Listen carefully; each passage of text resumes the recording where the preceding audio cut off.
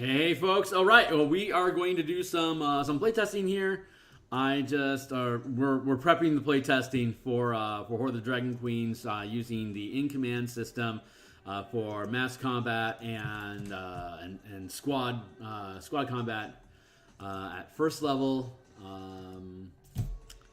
But I need to punch some signals real quick. So give me a second here to go through my Discords and get stuff up and running. And so I'm going to just be clicking a few buttons. And while I do that, if you could do me the favor of liking, subscribing, check down in the link below, the description below. There's links to my Twitter where I always post first on what's going on. And there's also a link to all of the spell point mana books that I've created on DMsGuild to be able to see the level of quality of product that I produce, the artwork that I create.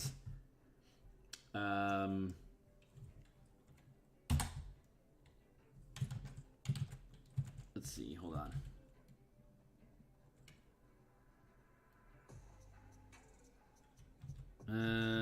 Today we're prepping Roll20 VTT for playtesting. That's what I wanted to do. 25E equals delete blurb. Cool, and that is okay. Cool. So I'm caught up on my social medias. Now I can focus specifically on the task at hand. We're looking good here. All right, cool. We're doing okay. Okay, great. So, sorry. Thanks for thanks for that moment. Posting stuff. And okay, great. So we are currently we're going to, let's see. You can see that. You can see that. Cool. We are currently in the works of blurb. Here's the Roll20 that we have, and so here's the map we've built. It is the map itself is, you can zoom in here, you can see that I've aligned the meter to show 50, 100, 150, 200, 250, 300 feet. So it's a 50-foot square, which is the first level of army scale combat, where a 50-foot square instead of a 5-foot square is representing 100 up to 100 troops, as opposed to up to one medium-sized or smaller character. This is just pulled from D&D Beyond. I'll make my own map when I actually publish this stuff in Relevance. But what we need to do is, we've already got the scale here. I'm going to need to spend time loading assets from the playtest content that the previous content we had created. You can check the playlist, my playlists, and you'll see in command. And when you do, you'll see the two prior sessions that we had spent on creating Hoard of the Dragon Queen. Not to ramble on too much, but looking at the different assets here that we had done in Photoshop previously when we were building. And let's stitch that shut. Let's go into, there was a bunch of blurble that I put out there regarding stuff, and hold on here. That makes sense to be shut down. Right now I'm just managing folders, so don't mind me.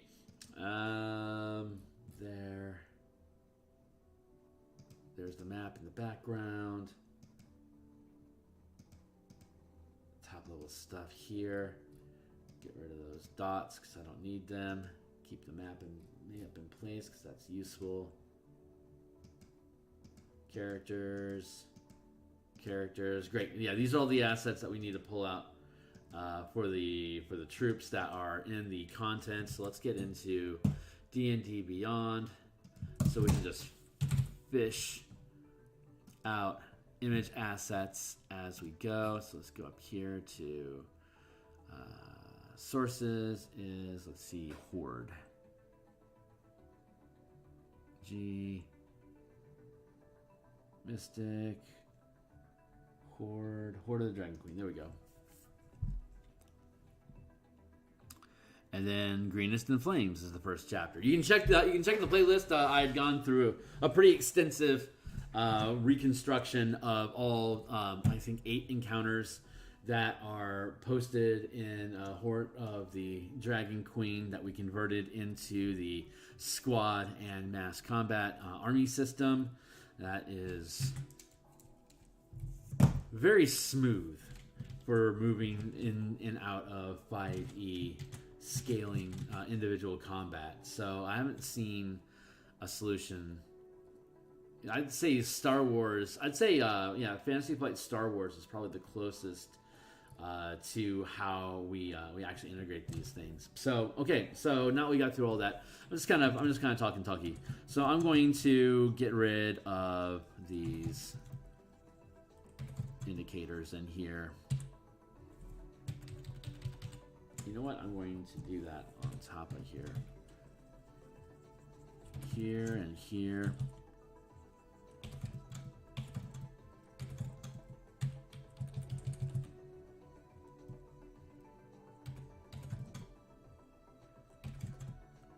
Get rid of the numbers. There's only a few numbers on the map, so it shouldn't take too long. And then from there, I can just start dragging elements, dragging assets directly into the virtual tabletop. So as you can see, I've already got a map loaded in here, but when I built it, I forgot to get rid of the numbers. So I will show you overlaying maps into virtual tabletops so that you don't have to worry about, so you can make sure everything integrates properly. So. Cool, that's good. And then let's go over here. Get rid of this one. Because I don't need to show the players where all the fun is coming from. They'll find it out as they go over the course of the adventure. I'm planning on having, hopefully, my first batch of playtesters will be available this Saturday for me to have like a 3 or 4 hour test run to make sure everything is running the way. When you're the DM, it's easier to sculpt things to make it happen the way you want to. And I've been using this at my own home table for, I'd say, probably at least 6 or 7 months now. So I'm pleased with the effects, but that's with my players following my rules. And now the next step in testing is to still, I'm DMing, but to get it in the to have it put across players that are perhaps more obstinate or less invested in me having what I want in my game.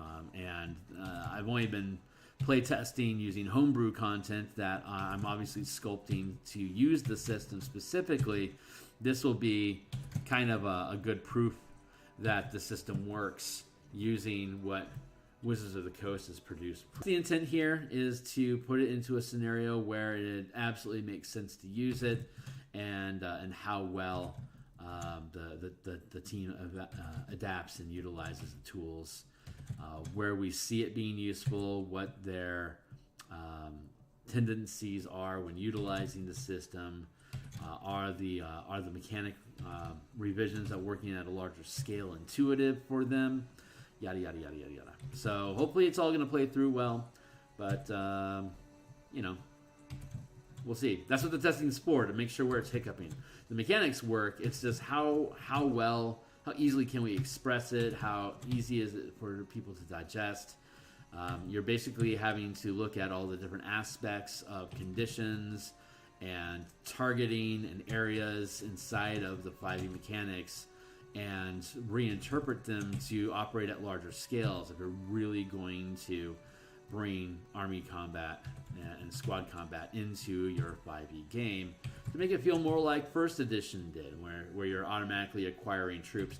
I think that's really interesting about Ravnica specifically, that it really dived in deep with the renown and guild system, and it started rewarding hirelings followers. Basically, that was just built into the machinery of the first and second edition. I love that they introduced that back into the game, but they didn't provide enough support rules for what are we actually supposed to do with all these people, let alone if we try to build our own, how do we go about doing that? So this in-command system that we're publishing on DMsGuild is going to address how can you use allies for larger scale battles and squads, as well as how can you use them to perform tasks as downtime activities. How can you build out your own guild? How can you build out your own community? How can you build out your own kingdom? So that you can raise those armies and wage war against other nations or assist allies in conflicts that are presented in your game. It allows you to scope out to more of a Mystara, Bloodright type of second edition campaign that just we've seen we've seen a couple different publishers put out some mass combat systems, but it seems pretty apparent that their intent is to sell products, decks of creatures or expansion module campaigns that don't necessarily tie into the 5e game system. So we're presenting something that's going to be 100% free to view, that you are certainly welcome to purchase if you want to support it, but is actually utilizing the stuff that Wizards of the Coast has put out for you to actually use these mechanics in your game, and how it can inspire you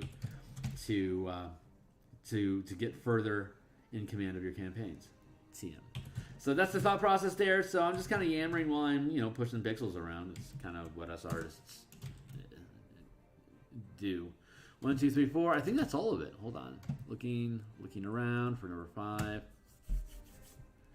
Looking around for number 5. Blando, produced by Blando. Thanks, Blando. It's a cool map, man. I'm gonna have to rebuild it so that I have to save. It looks like my system is dying on me. Play test paint over. Save that.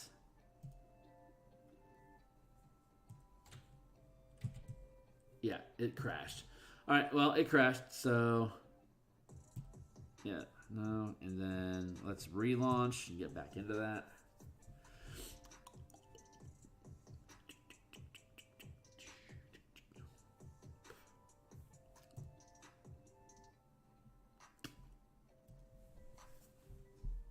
I think we're good.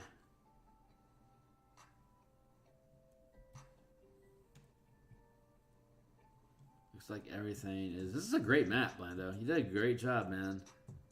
I like everything that's happening. Okay, cool. This is all good. So I can merge this down, and I can zoom out, and then File, Save As, Content, JPEG, equals...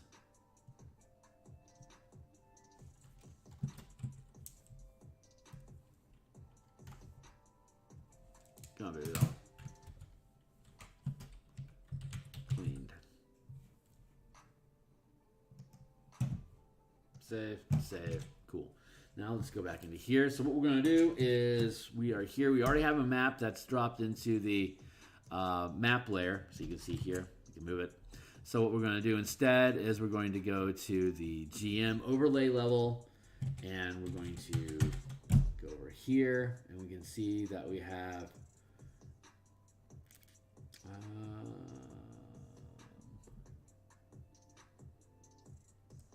let's view, sort by date. 5/17/840. Nope. This is 5/17.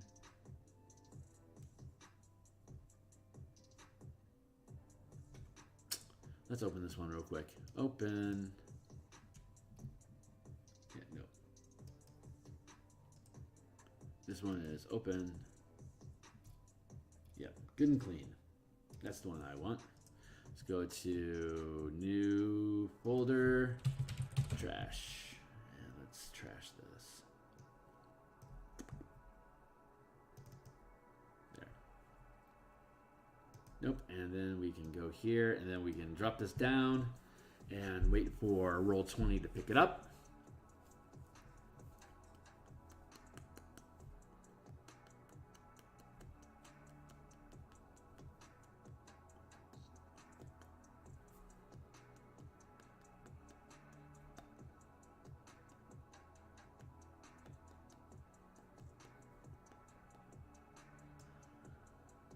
go here, and then we line up this map on top of the other one, and then we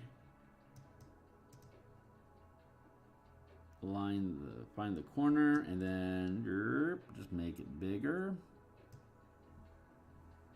Zoom in, and let's get this thing lined up.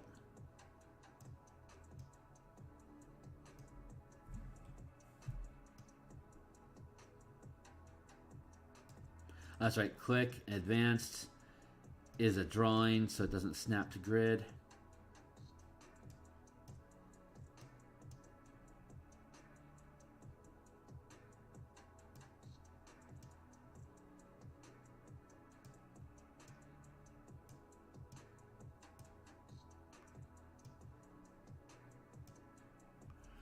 And I'm going to work on the opacity here for a moment.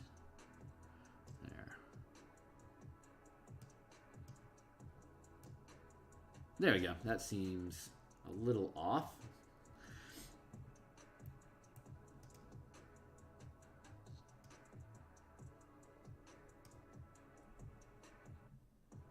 Good. And then let's get this the same size here. Now everything should be able to line up a little bit better. There we go. Cool. And then we can go to the map and background layer, click here, delete it. And we can delete that item. We can delete here, yes. Delete here. Yes, and then we can move here.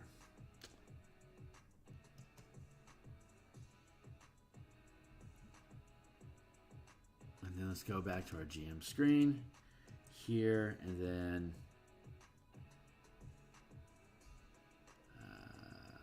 layer equals map layer. There we go. And then we grab our tool again. And then go into the map and background layer here. And we drop it down to the right size. See, I've got this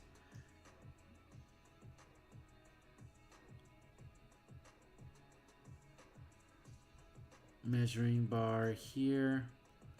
That seems to be sitting pretty nicely.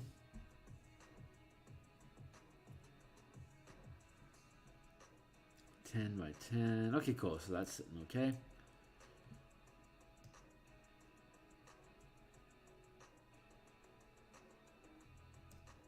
There.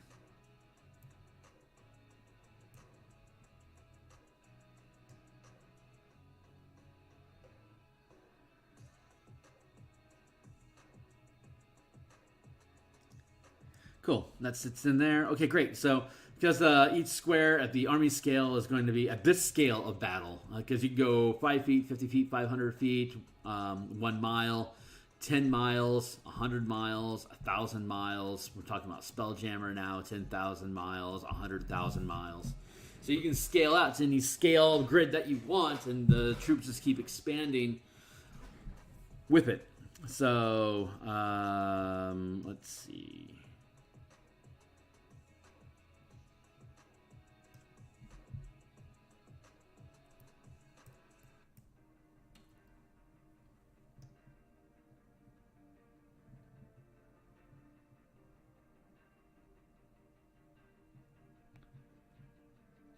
Cool. Okay, great. That lines up. And that's all I really needed to do for this map layer. But what we should be able to do is, for example, if this goes well, we can say, go here and create a new map, and then go. So this is going to be 10 squares per square here, and we're looking at this is where number 4 is at. So we want a 20 by 20 grid. So we're going to make this a 25 by 25 grid. It already is. Save settings. Belong here.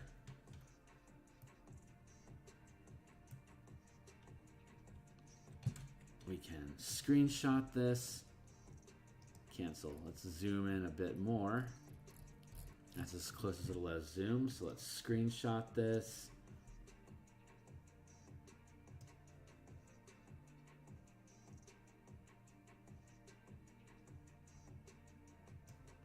Let's actually expand that out a bit.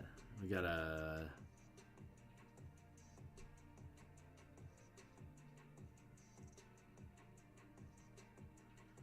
We could do what? Maybe 30 by 30?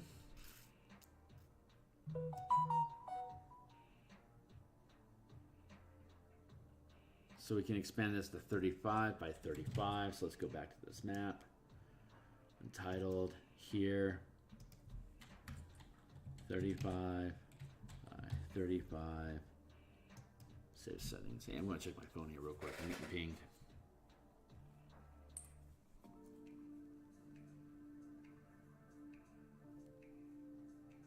Cool.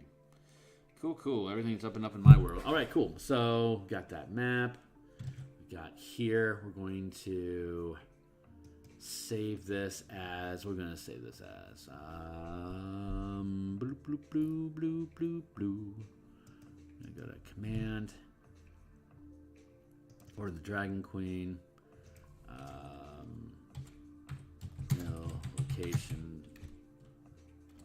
Area 4. No. And then we can go over here. We can go here. We can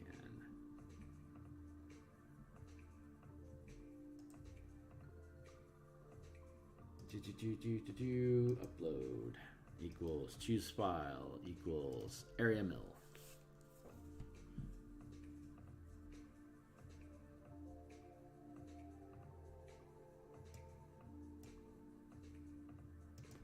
Close this, and then we can close this, and then we can go over here, and we can go to the map layer. We can zoom out.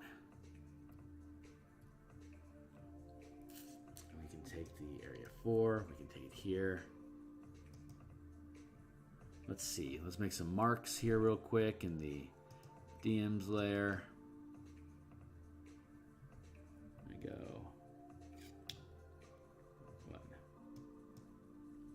I want to put a mark, so I'm going to freehand.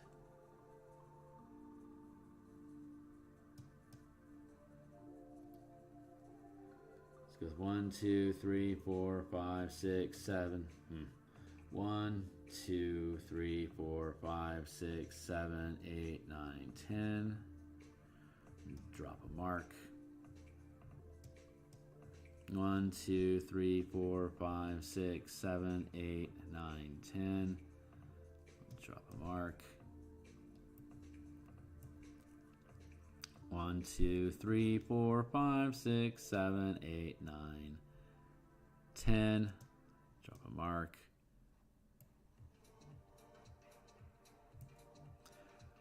1, 2, 3, 4, 5, 6, 7, 8, 9, 10. Drop a mark.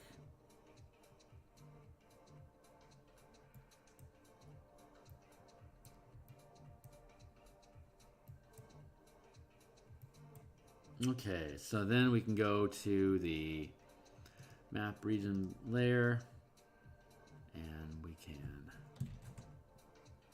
select this guy.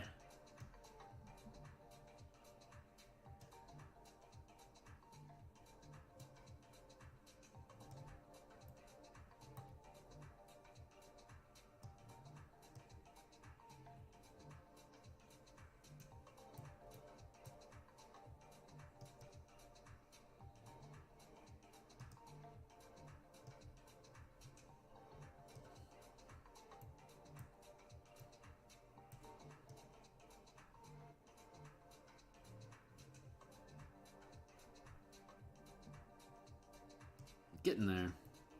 Did I not make this large enough? No, it's large enough.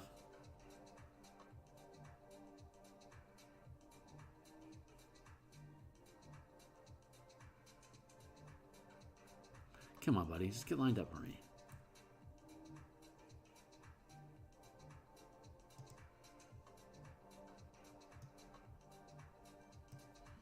I don't mind admitting I hate doing the Roll20 prep. In my own personal game, I just use like stick figures and shit scroll.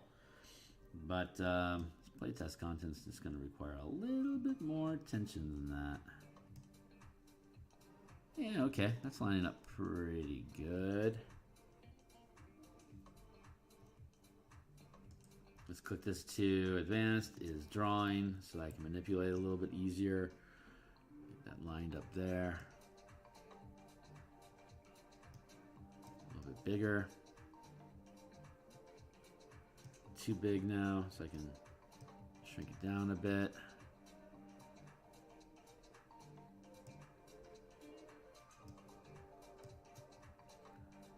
Shrink it down a bit more, almost there, stay on target.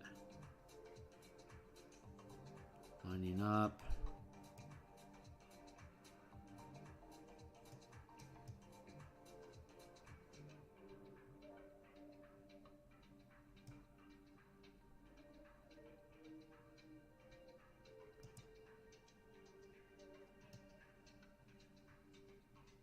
There we go.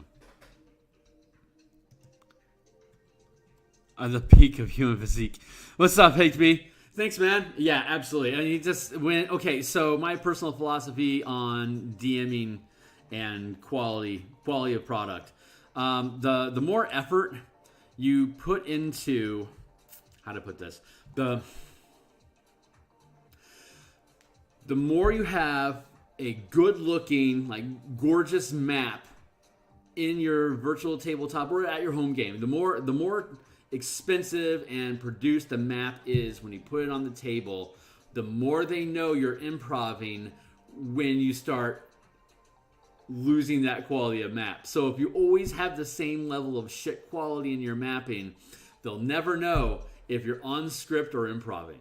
So they can't catch you off guard if they don't know your guard is down. And so the best way to, I mean, I absolutely love mapping, and I have seen a ton of gorgeous work put out from folks that absolutely are not me. But you can, I mean, again, it's just, most of my game is like all improv based. So as soon as we're off script, it's like, it just, I think it just loses that mystique a little bit of the team. Oops, I moved this. That wasn't supposed to move like that. Thank you. As soon as you're off script, I think you just lose some of that player buy-in. So I like to deceive them as much as I can by always looking like crap on the battlefield. So this is good. This is area 4, and so we can go with. Let's go here and let's change the color on this to black. We'll save. Settings. Hopefully that took. Oh, I changed the background. That was what I was trying to do. Background white and color front is black. Did I not keep that? Ugh. Sorry, I'm the worst. Oh my god, I'm the worst. Let's just make this thing happen, shall we? Yeah, and save. There, and where was the, here we go. Color is here to black equals save. That's what I wanted. Thank you. Cool. Okay, great. So now if we got like, I don't know, there, zombie. And let's pull that zombie to the token layer, and then we go to tokens. Or here we can reduce that down to the size of the zombie's supposed to be. There you go. He's making his way through. And then we got our players. Drop that guy in, and he can march over. So we got a bunch of zombies that are all collected around, menacingly around this building that that encounter force says we're going to catch fire. But if we zoom out, you can see that these squares here are the 50-foot squares here. The town of Greenest has this fort here, and there are 40 archers that are trapped inside of it until you can come along and free them from being trapped, so that you can have them help you roll out and get from. Let's see. In 1 minute, at the 50-foot scale, you can roll out of here to 1, 2, 3, 4, 5. That's 1 round. 1, 2, 3, 4, 5, 6. That's 2 rounds. And then, so you've gotten your team to, let's say you've got your nerf. Where's my bits? There we go. There. So yeah, you have your team start off in the fort, and you go 1, 2, 3, 4, 5, 6, and you get to here, and then 1, 2, 3, 4, 5, 6. That's round 2, and then on the start of the 3rd minute, then you switch over to this, and then they're here on the edge where you were just a moment ago here. And now you can go 1, 2, 3, 4, 5, 6. That's 1 round. 1. Get out of my way. And then 1, 2, 3, 4. There you go. Next round. So you can probably get to here before enemies start 1, 2, 3, 4 coming at you. And then you've got, your normal melee that you're engaging in. But it's all, now you're just operating at your normal 5-foot by 5-foot square. If this guy was a Bone Knight or a Necromancer or something, and like these are his zombies, then you have these all is TTT advanced equals group. Now they're grouped together. They're supposed to be grouped together. Ugh. Knock it off. I am the worst with Roll20, but here we go. We got all these guys, and so if we're using a first rank character or first level characters, first to 4th level, your first rank. At first rank, you can control a 2x2 squad without having to make morale checks. If you want to command a larger size squad, oh wow, those are grouped together. Let's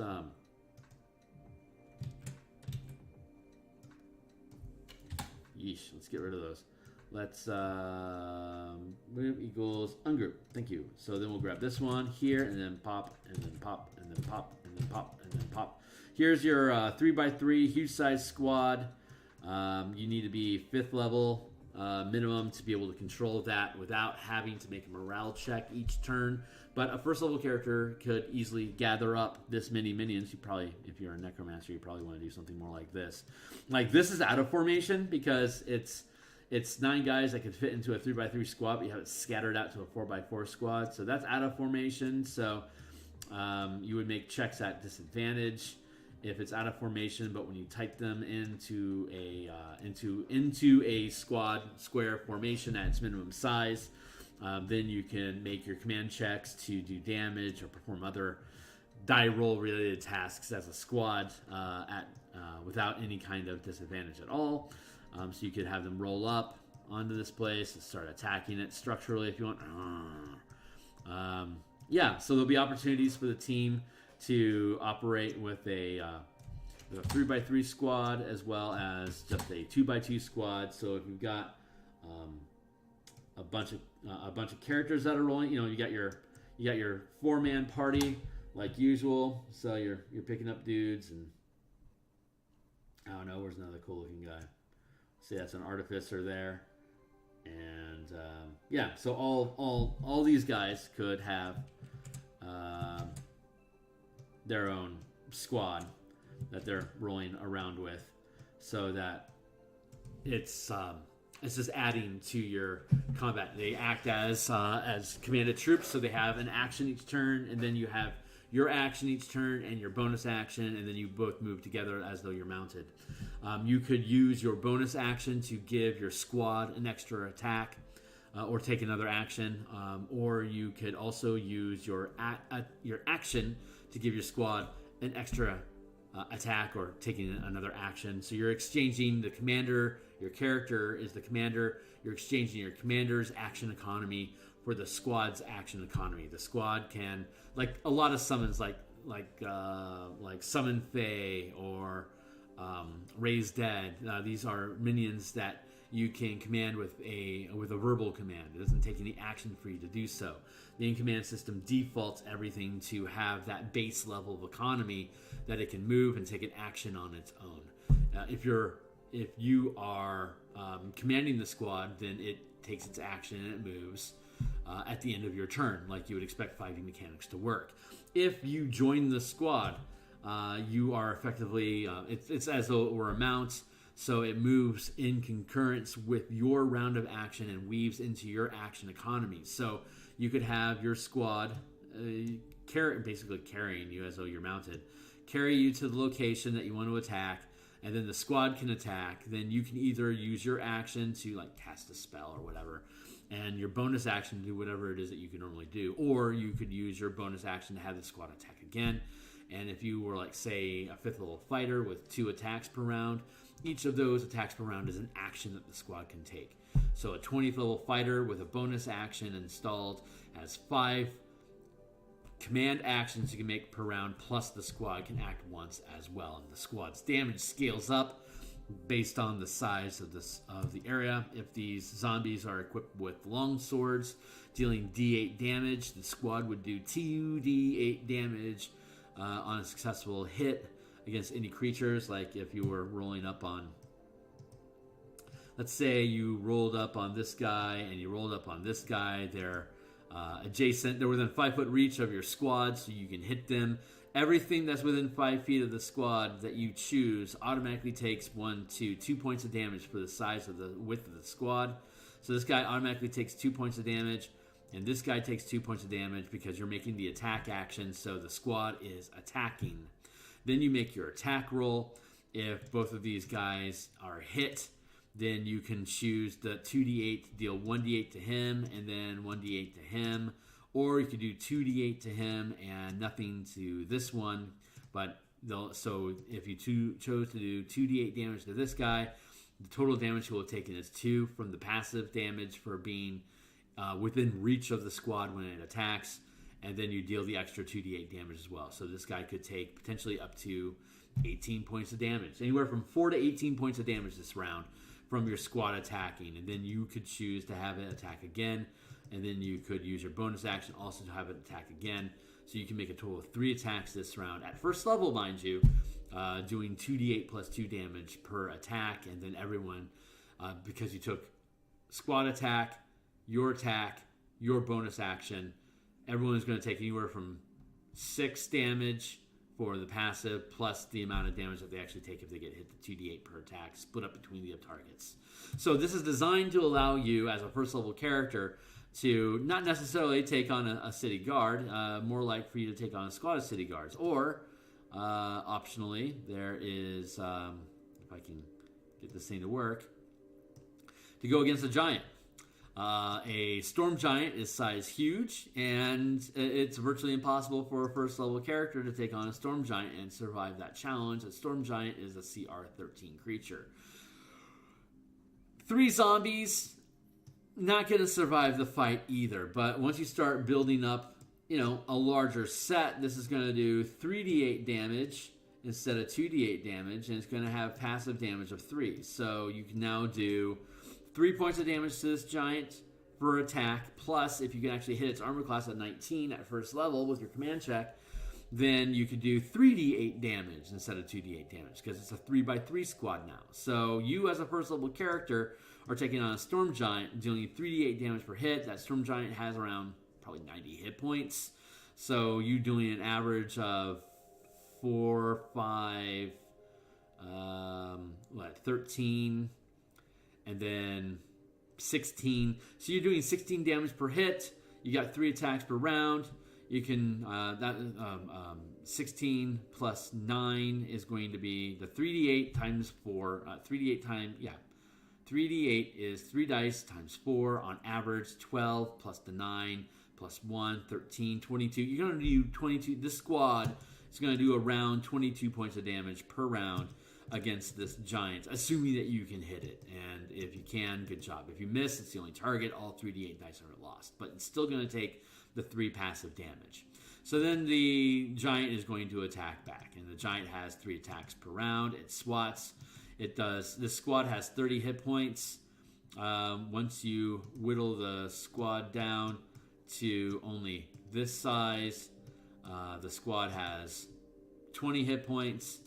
And if you knock off 20 more points, then you're going to lose all of this, and it's just left with you. So the squad can absorb 30 points of damage before it's destroyed. But instead of losing 2 or 3 zombies at a time, every time this giant hits, instead of getting rid of, let's say it does 15 points of damage, instead of scraping off this entire 3x3 and leaving it 2x2, that single attack, you kill off one of them. Cool. And then the giant attacks again. You kill off another one of them. Cool. And the giant attacks again. You kill off another one. Cool. Giant attacks again. You kill off. So you're able to absorb 4 attacks by sacrificing 1 zombie each. Now you're whittled down to a 2d8. So in that, let's say it has 2 attacks per round. So it whittles down 2 of them. You deal about 20 points of damage over the course of the round. So the giant's got 70 hit points left, and you've got at the end of that first round, you've still got a 3x3 squad, so you're going to do 3d8 damage again. At the end of this round, the giant has 50 hit points, but its 2 attacks has knocked off another 2 zombies. You're now whittled down to doing 2 points of damage passive and 2d8 damage, which is going to be 9 plus 2 is 11 points of damage per attack. He's still at 50. So you do 11 points of damage. He's down to from 90 down to 50 down to 40. He kills off 2 more of these things. You still have a 2x2 squad. Maybe you can hit him again. You knock him down from 50 down to 40. He's going to get 1 attack, and now it's just little old you, and chances are he's going to kill you. So you took your 3x3 squad as a first level character, and you were able to have your squad survive long enough to knock that giant down from 90 hit points down to 30 hit points. But it costs you your life to do it. So still, a CR13 creature is still outscaling you using a 3x3 squad. If you instead had enough to build out a 4x4 squad, we would have seen that this size huge squad that you were commanding would have had a fair chance against that say storm giant. So that, fill in these gaps, and you've got a lot of troops that you can be picking off over time, long enough for you to survive, long enough for this giant to consider whether he wants to do this or not. Unfortunately, he's also got a lightning bolt that could have cracked through for 8d7 damage. That would have killed off a whole tier. A whole rank of creatures on one go. Every time it cracked off that lightning bolt, it would have killed off, say, of those 9, 4 of those troops. Anyway, that's how it goes. This is why grenades integrate to party formation. Grenades, absolutely. Yeah, so the area of effect is when you do area of effect, you are going to look at this team at its normal footprint size. And so this squad has 30 points of damage. If this guy's going to do an 8d6 lightning bolt, which is going to, say, average around 24 points of damage, it's going to kill off, it's going to deal 24 points of damage. You can use your reaction. If it saves, it does half damage. If you use your reaction, it can automatically save for half damage. So that 24 is going to go down to 12, which is enough to scrape off the outer layer. So that lightning bolt knocks it down to a 2x2 squad with only 20 hit points left. It took a total of, say, 24 hit points. So 30 points down to 16 points is more than 1. So you're going to end up having only about 2 troops left after that 1 lightning bolt. That's the gist of it. This is just on the fly. The math is there. So we're going to see more corpses to raise. Absolutely. So, but in the Greenest campaign, what it is that you've got about 400 villagers that are trying to get from these 100 different shops and buildings around town to this keep. And in the keep, there's 40 troops already. So if you're dealing, so when you roll in and you hit on these things, you can come in with a full troop of like the 40 soldiers if you want to leave the keep empty. And so one of the menaces that we're facing in the adventure is that you've got this adult blue dragon, which is a CR12, if I'm not mistaken, a CR12 creature. So you're having to deal with that as well. So you get the 50-foot scale. So if you check out the two previous conversions that I had done, that are in the word I'm looking for is in the playlist for the in-command playlist. You will be able to see how I converted each of these into. Let's go to PC here.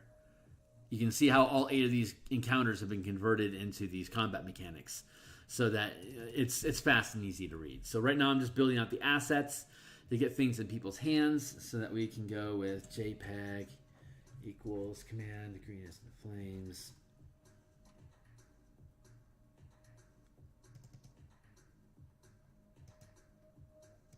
Yeah, this is a JPEG file. There we go. Dragon. There we go. We can go back here to Roll20, and we can go to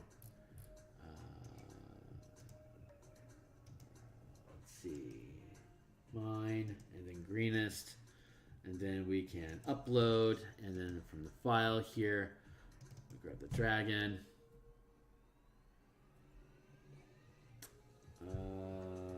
Dragon is uploaded. We can drag the dragon, put it into the Greenest folder, and we can take the dragon and then blump, put that on the board, and then we can blump, resize it. There we go. So it's huge size, but on this 50-foot scale, there's no other way to parse it down. Basically, it's its own squad. So it's its own army of that fits in a 50 by 50 square. Obviously, it would only fit in a 15 by 15 square. So if we took that, copied it, moved over here, came over here, dropped it in here.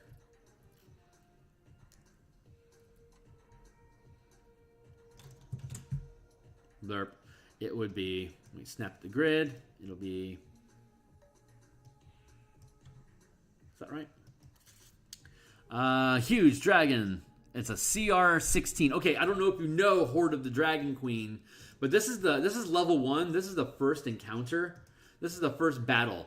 The first chapter, the first encounter that your first level characters are experiencing. There's a dragon flying around. Dragons have a 90-foot range on lightning on its lightning breath, which means that it can reach up to 2 squares away, right?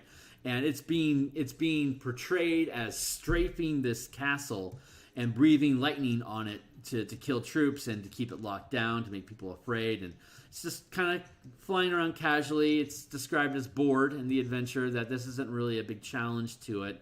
So it swings around and, it catches something on fire occasionally. So like maybe I'll come over here and I'll get, where's my fire token? Let me grab. If you check the description below, there's in the link, there's a link to a lot of the books I have on DMsGuild already.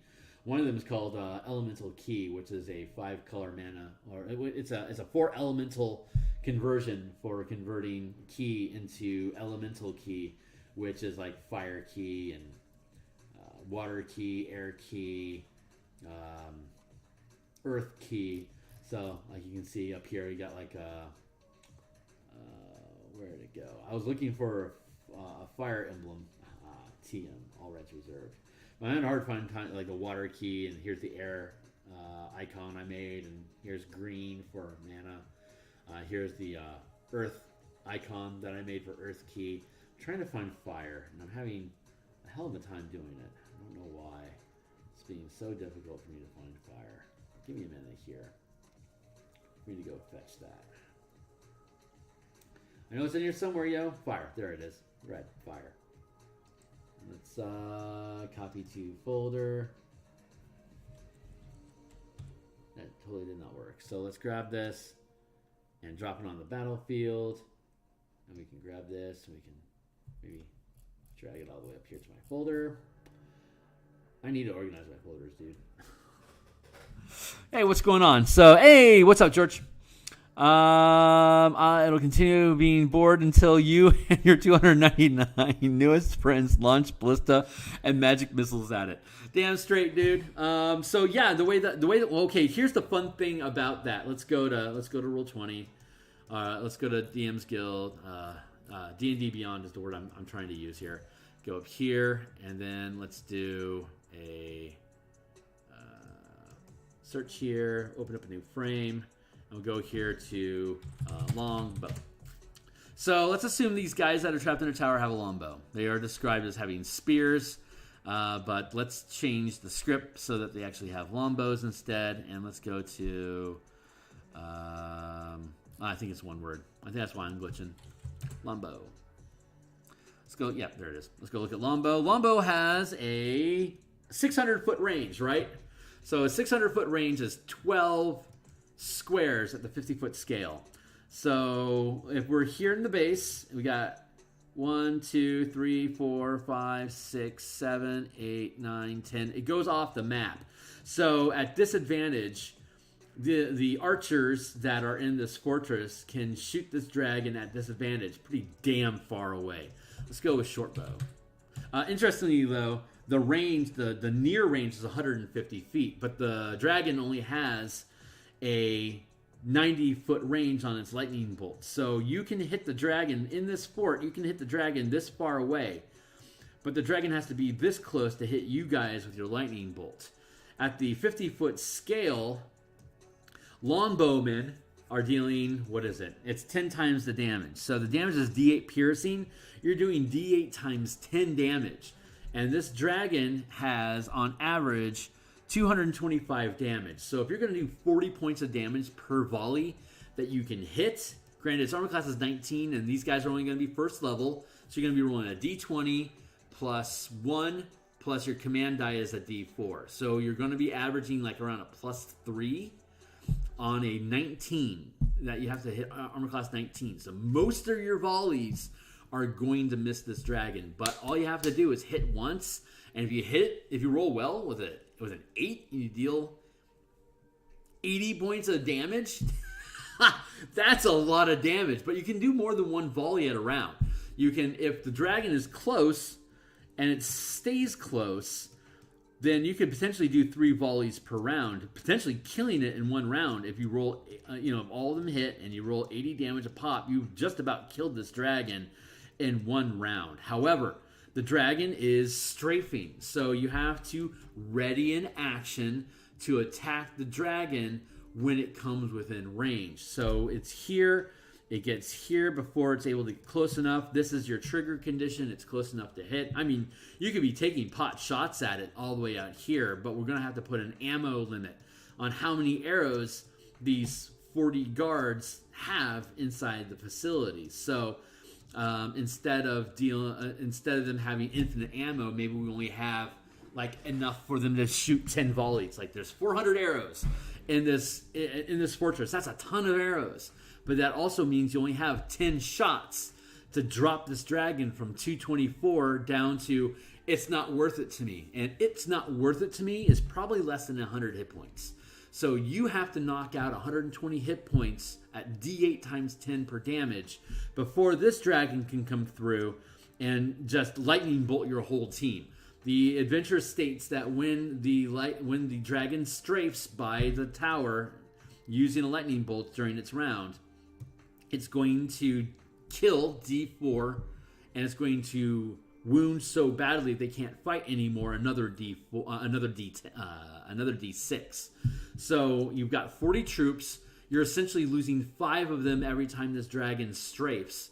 You only have you only basically have 40 hit points as a squad out of potential 100 because your squad isn't fleshed out to 100 troops inside the 50-foot area. It's only 40 troops because there's only 40 troops in the fort. The fort is giving partial cover. So the dragon cannot effectively try to, say, land on top of this tower and then breathe fire because it's going to be sitting there for a full round, and you can lay in up to 120 arrows at it over the course of a round. That's super fucking dangerous, which is why it's being described in the adventure logically as doing these strafing runs where it put this back so that it can take a swipe at you, shoot lightning and then fly by and try to stay at long range. So let's go ahead instead. Let's take a look at short bow. Let's look at short bow to see what its reach is like. Short bow has a 320 foot and an 80 foot range. So if we're using short bows, your range with no disadvantage is less than the dragon's. So the dragon can get to you at the same time you can get to them. So if you want to, the dragon will breathe lightning across your team while your team is trying to shoot it with arrows. It has its strafe and it goes. So every round you're guaranteed to lose 5. If we're using longbows, you've got them at a distance here so that if you hit it before, like if you hit it for 80 points of damage, I'm going to say the first time you connect with this guy for more than 50 points of damage, it is going to veer off and really reconsider what its next move is going to be. And as it's flying around, reconsidering, you can take another shot at it here at long range, so it's at disadvantage. You can take another shot here, long range at disadvantage, and then it's going to swoop back in to try to do this again. If you're ready in action to hit it, if you get to here and you hit it again, say you're doing more than 50 points of damage, it's already taken 100 points of damage, and it's only strafed you guys, killing off about 5 to 10 guys out of 40. At this point, maybe it strafes again, and while it does this whoop around, if you hit it again, it's going to take probably up to 140 damage. It's probably going to reconsider being here at all.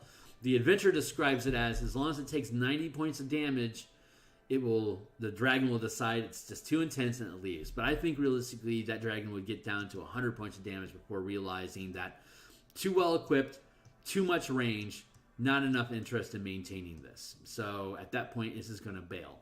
If we were using the short bow, it's got a 320 foot long range. That's 7 squares away. So how much distance could it make? It could go 1, 2, 3, 4, 5, 6, 7. The dragon could still be way out. If we're using short bows, the dragon could still be at a perimeter of about here.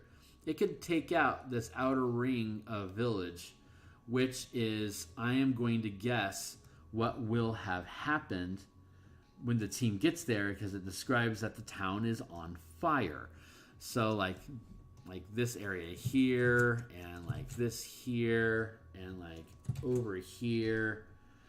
For some reason, this isn't on fire yet. This is one of the adventure areas. This and this and this. These things aren't on fire yet. The dragon is strafing through, catching fire on stuff. So let's assume that there's a few fires here and there that we can put in. The cult of the dragon, the 900 some odd troops that rolled into this place. I did the math on the frequency of encounters per square that's provided inside the adventure, and it looks like it susses out to being about 900 cultists between kobolds, acolytes, and just mook soldiers. There's about 900 of them against this town of 400.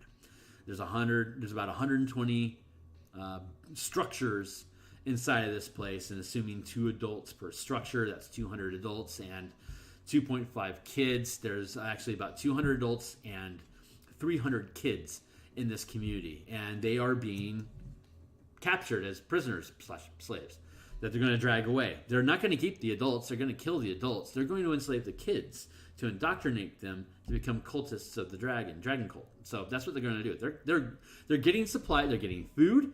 They're getting commodities, and they're getting new troops that they can indoctrinate over the next 10 years to become dragon cult zealots as well. So all the parents here are willing to fight to the death as well. So if we can, so the way that the adventure is described is that you're going from community to community, trying to fight and chase away dragon cultists. But again, you're only first level. You can't really do this well. But if you equip yourself with a squad of soldiers from the fort and roll out of there and start going block by block, literally square by square, and through these districts, you're going to run into, on the average, around 20 cultists of kobolds or guards or acolytes as a group. each square is going to have roughly 20 of them. So that means that when you take your team out of the fort, if you just kick down the front door and start charging out, when you get to here, your squad of maybe up to 40 soldiers is going to run across a squad of up to 20 cultists. You'll win the fight, but you're going to lose troops in the process of doing it. How many are you willing to lose over time before you don't have any troops left? What you really want to be doing is they have a secret passage that you can take to lead out to the river here and skulk along the river so that you can pick your battles to try to find your way to, like, this is an area that has like 40 villagers in it. If you can free the villagers here, then you've got a crew of 40 villagers that are willing to fight for their kids alongside the soldiers. You're now not packing, say, 20 soldiers and 20 back to the fort. You're not packing 20 soldiers and like another 30 or 40 adults. That's a squad of 60. So now you're taking your squad of 60, and now you're rolling through the neighborhood, and each square you're going to run across 20 cultists. So then you can fight them square by square, punching your way through this place. And when you do, like when you get to a building, you can guild in, you can zoom into, like, here is one of the major encounter sections that you can go to fight. But if you're using longbows, your squad in the fort can shoot arrows all the way over towards where this, I'm going to expand this out a bit, can shoot all the way over to this, because this is only, 5, 10, 15, 20, 25, 30, 35, 40, 45. It's only 450 feet, 500 feet away. And your longbow has a range of 800 feet. So you can shoot, they'll have partial cover because of this forest, but you can effectively rain arrows down on the exterior of this building. It's described as having hostages inside that are trying to fight themselves off. You can see there's a fire. If you have a familiar that's running around, that's flying around scouting stuff, you can, as a DM, say, this is a hot spot where there's troops gathering. This is a hot spot where troops are gathering, and say, pardon the fire, but yeah, hot spots where villages are gathering. You've got the main force that's gathered here that's using these buildings as cover against the fortress so they can stage this as a command zone, sieging this fort. So you can, at any time, zoom in at the 5-foot scale. I can just take a moment and then do a screenshot. Like this is your central square. I can go in here. I can do a screenshot here to zoom in to this 3x3. Let's call it a 4x4 area that you're looking at on a map. I can then go over here. I can open this up. I can create a new one. I can come in here to zoom. I can do a 45 by 45 map, and we'll color that black grid. That says white grid with black grid. Start. I can then go over here and I can call this. Actually, I want to.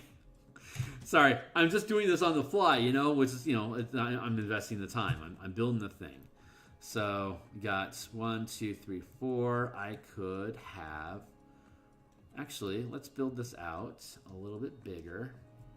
1, 2, 3, 4, 5. I can build this out to a 5x5. I can drop it into a 50-foot by 50-foot, or a 50 square by 50 square area that I can put into Roll20. No, my mouse is obviously hating on me, so let's do this instead. Let's grab here, and 1, 2, 3, 4, 5. 1, 2, 3, 4, 5. Let's go. What's that? 6. So probably want to do a 6x6. So let's do that again. 1, 2, 3, 4, 5, 6. 1, 2, 3, 4, 5. There we go. 6. There we go. What's the comments here? What's up, George? What are the mechanics for healing, reinforcing your squads with people of different effectiveness, like a mixed soldier and a bartender squad? Okay, great. Yeah, so when you have everybody that's operating within the same squad, we were looking at zombies over here. If you have squad, yeah, that's the right one. Okay, so see if I can explain it in brief. The CR of the creatures is the rank. There's 5 ranks. And each rank is 10 hit points per rank per square. So, if this zombie is a first rank zombie, the CR is 1 or less is first rank. CR 2 to 4 is second rank. CR 5 to 9 is third rank. CR 10 to 13 and it's up to 1, 2 to 4, 5 to 8, 9 to 13, and then CR 14 plus is fifth rank. So if you have a single zombie here, a single zombie is 1/2 CR. That is a first rank zombie. That zombie has 10 hit points. That's less than what's listed in the DMG. But that's because we're organizing these things. So if you have a squad that's a 1x1 as a squad, it doesn't make any sense to have a squad. It would just be a zombie, which would have 15 hit points. If you have more than one zombie, it's now filling up a 2x2 square. So that is a 2x2 zone. So the 2 times rank equals hit points. So these two zombies together have 20 hit points. These zombies together also have 20 hit points as a squad. So if you take 10 points of damage, all 3 of those zombies are lost, and you're left with 1x1 squad, 10 hit points. Or instead, when you take a hit, instead of taking like 15 points of damage, you just kill a zombie. So the squad still has 20 hit points. It just has less zombies in it. You hit, again, like say you've got like your soldiers coming at this squad of zombies, and he hits that squad, and he hits it with a sword, so that deals 15 points of damage. You kill off a zombie. You're now still 20 hit points in the zombie squad, but you only have 3 troops left. You swing your sword again. It still has 20 hit points, so instead you killed off a zombie. It's still a 2x2 squad because it's more than 1x1. You hit this squad again, and again 15 points of damage. You now have scrapped it down to a 1x1 squad with only 10 hit points, and you hit it, and it does 15 points of damage. Whether they decide to sacrifice a single zombie or kill off the entire squad with 10 hit points, it took that fighter 4 attacks to kill all of them. If these zombies were CR4, let's say they're specters and not zombies. That's a CR4 creature. That's going to be second rank. Each zombie is going to have 20 hit points. This squad now has 40 hit points, 40 hit points, 40 hit points. When you hit this squad for 15 points of damage, it goes from having 40, it goes down to 15 points, it goes down to having 35 hit points. If you can, no, it's 40, sorry, it goes down to 25. So this squad takes 15 damage. The squad has 25 points of damage.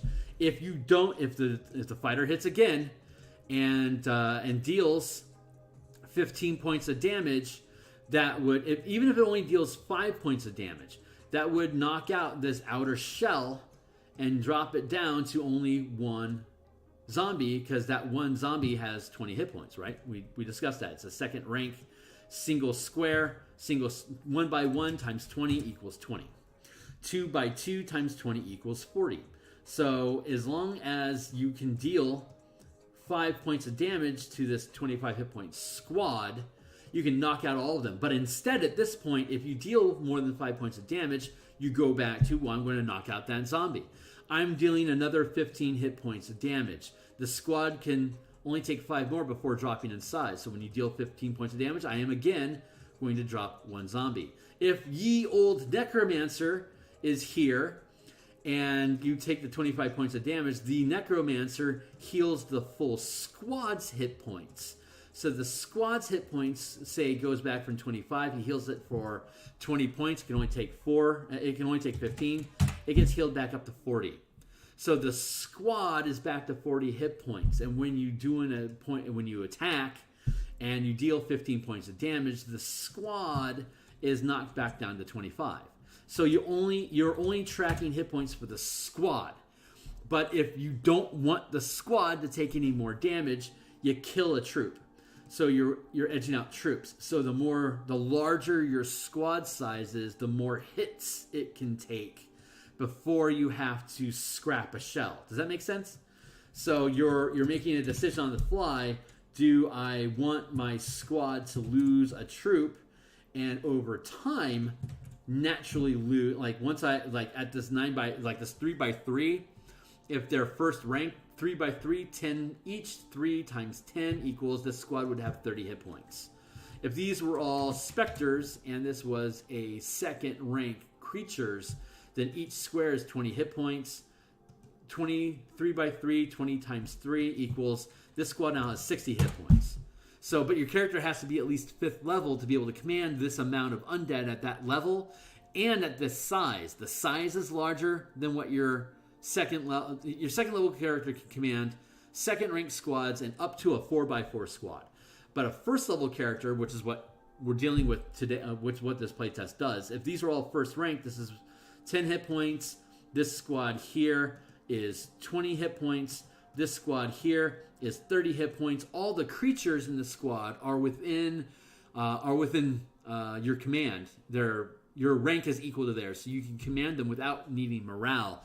But at first level, first rank, you can only command a zone up to 2x2. So you can gather up enough troops and roll in at this size, but the size is larger. So whenever you make an action with them, you have to make a morale check. And if the morale check fails, and the morale check is going to be equal to your die roll. So these guys only have a DC 13. So when you make an attack roll, as long as your attack roll is above 13, you don't lose any morale. If your attack roll ends up being less than 13, not only do you probably miss the attack, but you also lose morale. And when you lose morale, the team automatically reduces down to the largest size that you can actually command without needing morale. So you would automatically lose those 5 troops because you rolled badly. You're going to roll a D4 plus 1 as your command check. So you have a D4 plus 1. You better roll above 13 every time, otherwise you fail your morale check. You can automatically succeed at your morale check by dropping your D4 down to a D3. But D3 is the smallest die size that you can have it in command. So once you get down to a D3, you ran out of options. So you basically get a free morale check once. And once you've burned that free morale check, it is gone. And at that point, you're always losing troops. So this is a way for you to initially start off with a 3x3 troop, and you may or may not even be able to use them once, depending on if your roll sucks. But you can burn down your die.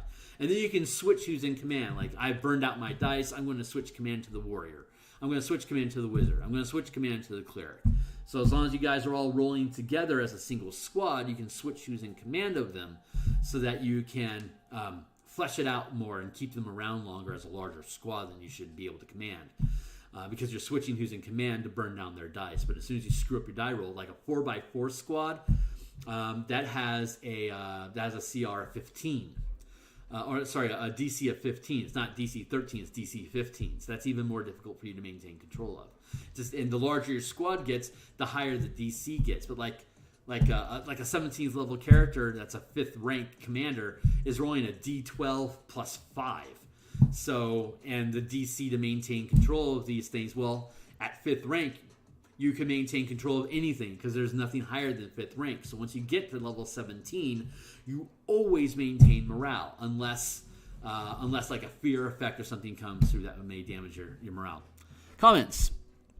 What are the mechanics of healing? Yeah, okay, so hopefully that explained that. The whole squad has hit points. And the squad loses hit points whenever it takes damage. If you don't want your squad to take hit points of damage, you'll lose a squad member. And once you whittle out enough of these guys taking hits for the team, you end up with only the next smaller size squad automatically, because it automatically drops down to the next smaller scale size, or the next smaller footprint. At any time, your character can take damage for your squad, and no one takes any damage. So but as a first level character, a fighter's probably going to have, 12 hit points.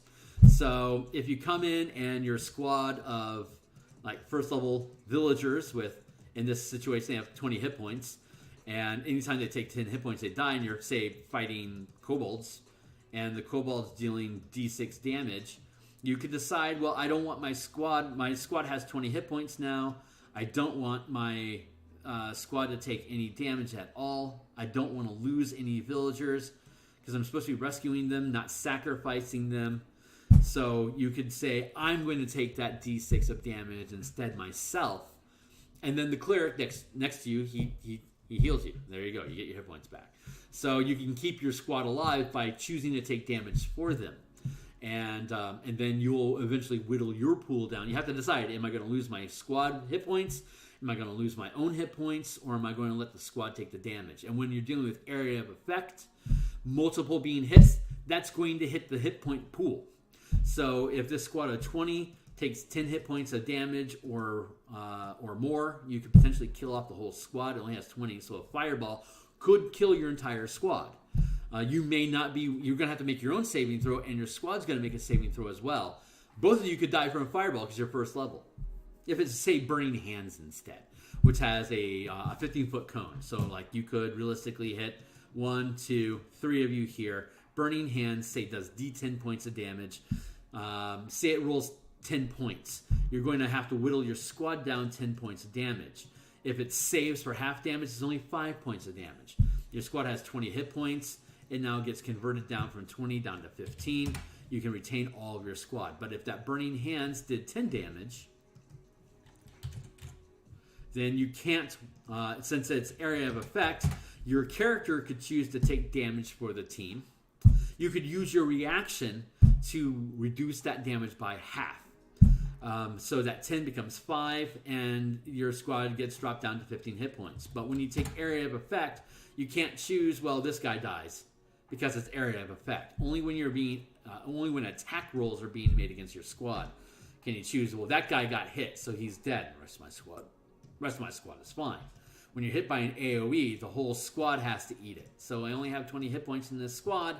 If I'm taking 25 hit points of damage from a fireball, the full squad is dead, and I'm left with myself. And hopefully my lonesome was able to... that was 25 hit points of damage. If I got a 12 hit point fighter, I'm dead no matter what. You shouldn't be throwing fireballs at first level characters is the moral of that story. That's the quick skinny. It's all the same rules as 5e uses, except that you're scaling up the amount of hit points of damage and the amount of hit points that the weapon attacks deal.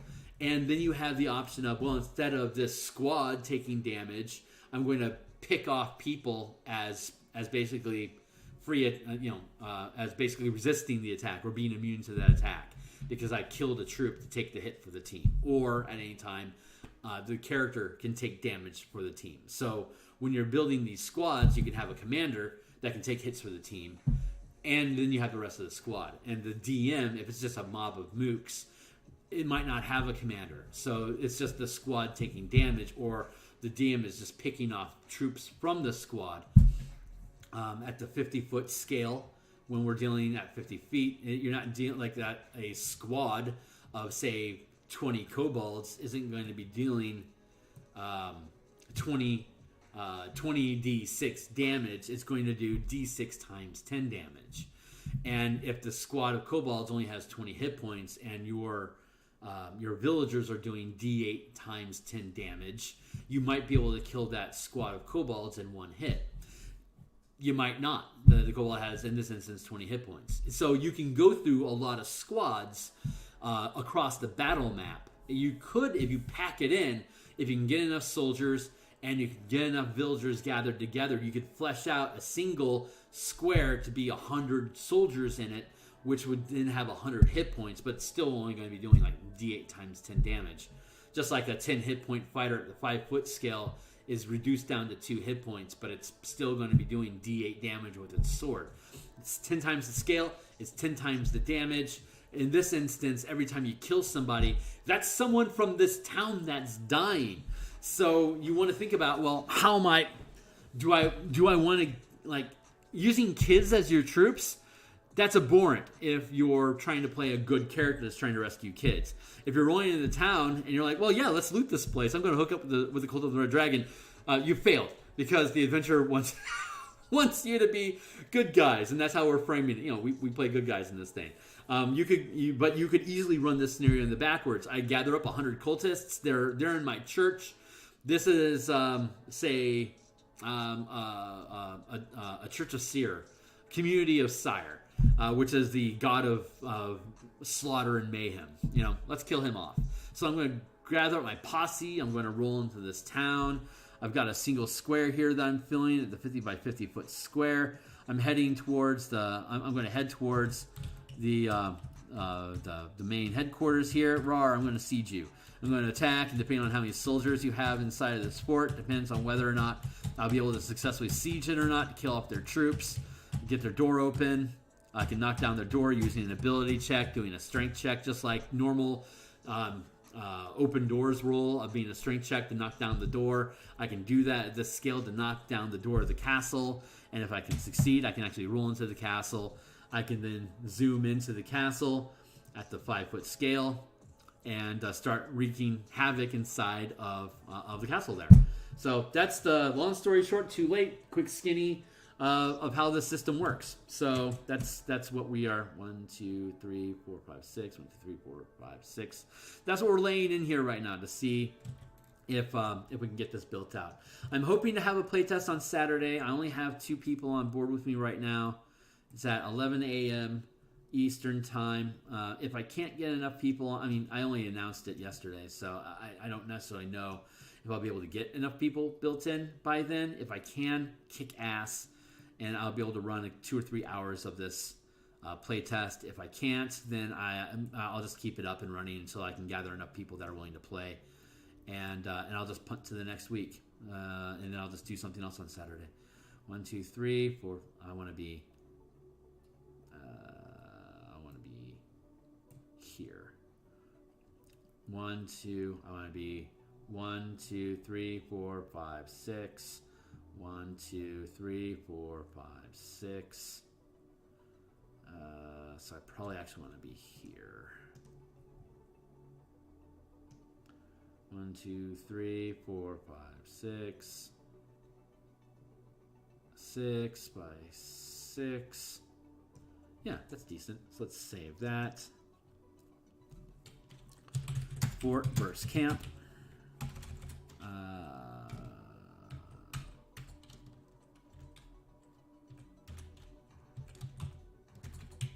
Camp. There. It's the complexity of building a mass combat system is taking all the rules that exist inside of 5e combat as it already exists, realizing how that system has to change to incorporate operating at 50 foot, 500 foot, 5,000 foot, 10 mile, 100 mile scales, and then on top of that, 75. And then on top of that, just translating the damage and the hit point scaling is just step one. And then there's all the little individuals that comprise what that army is. And how do you deal with killing them off, or how are they affected by AoEs, or how do you scale damage on spells, yada, yada, yada. There's about, all in all, it goes into about 50 pages of content to go from here's how all this stuff, like here's how D&D 5e works at the 5-foot scale, and here's everything you need to convert into I'm controlling 16, 25, 100 troops at a time, scaling into I'm now operating using these same 5e mechanics, not at 5 feet, but at 50 foot, 500 feet, 1 mile, 10 miles, 100 miles. It's just a lot of lining up math, lining up CRs, lining up spell abilities, both healing and damaging and buff giving. How do conditions work? How does difficult terrain work? How does time work? How does maintaining concentration for ridiculous long periods of time work? It's just very fortunate for me that I built all these alternate spellcasting mechanics that curve into I want to maintain concentration forever. Those mechanics already exist, and they've been published for 3 years now, and it's an Electrum bestseller, so obviously people like it. How do you scale into upcasting spells? We already have mana mechanics for upscaling spells into beyond 9th level, so we can just curve into that. It's very elegant. So it was just really a matter of how can we represent 5-foot scale at 50-foot scale? What's all the math conversion of time spent traveling, time spent in battle? How do reactions work? How can we smoothly work in the initiative system between at the 50-foot scale and inside of that 50-foot scale, the 5-foot scale like we're looking at here? All these things have easy, practical, straightforward answers that are easy to digest, that are rules that already exist inside of the DMG and Player's Handbook, that we then just had to take all that language and just reapply it at this different perspective or point of view at scale. So all the rules already exist. It's just you have to retranslate them into either larger scale or larger amounts of people. So it actually works incredibly well. It just unfortunately takes a lot of text to say, hey, you remember that rule about grenade damage, splash damage in DMG? It still works at this 50-foot scale.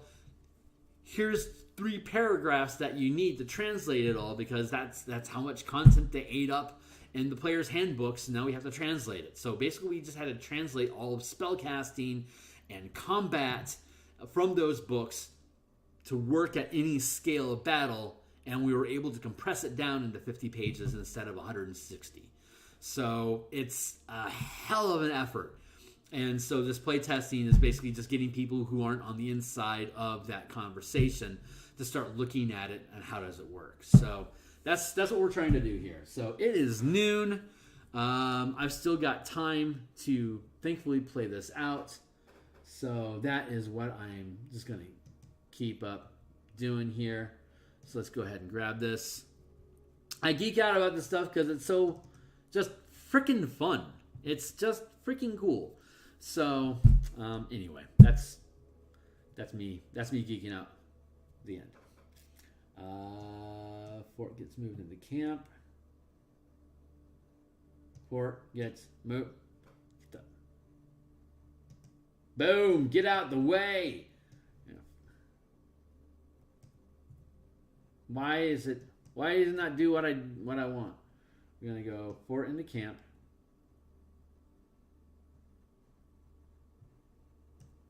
Did it work?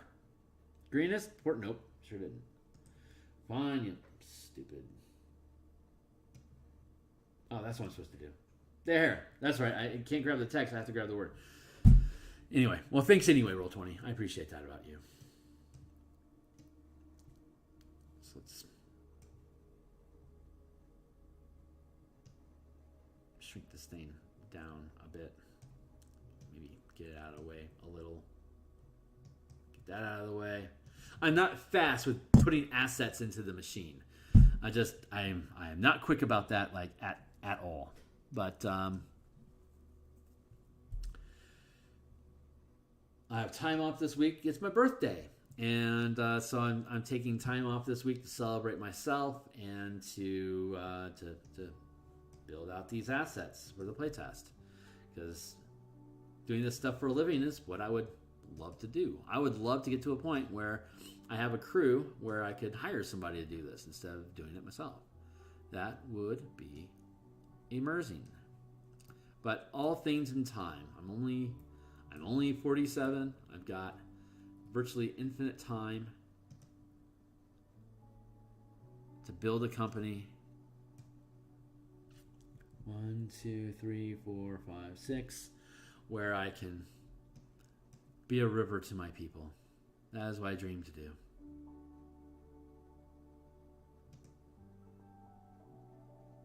Yeah, I gotta zoom in.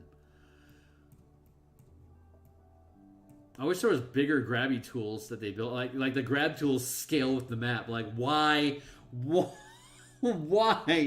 does the grabby tool in the corner scale with the map? Like that is, anyway, whatever. I can't hate on them too much. 1, 2, 3, 4, 5. 1, 2, almost there. There it is.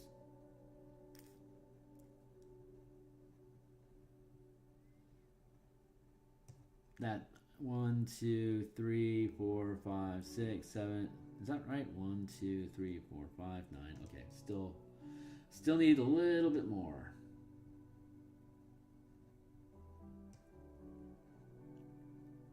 One, 2, 3, 4, 5, 6, 7, 8. Yeah, just a little bit more. Still need a little bit more.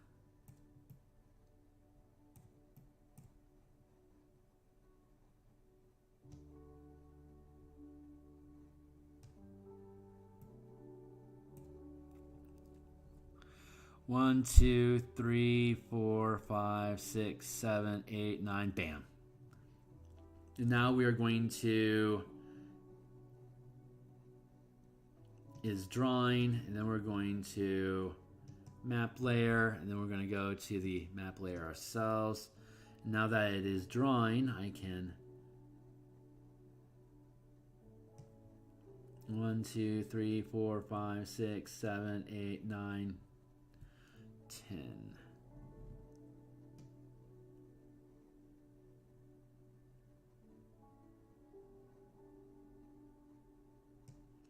One, 2, 3, 4, 5, 6, 7, 8, 9. And it's not large enough yet.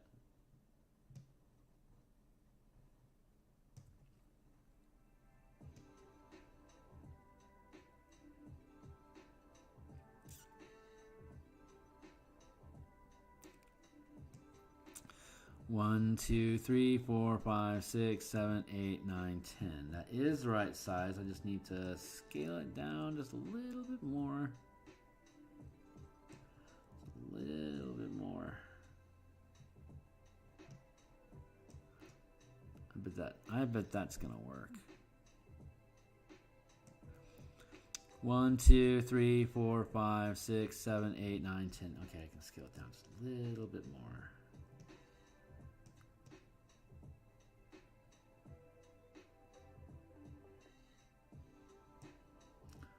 Almost there.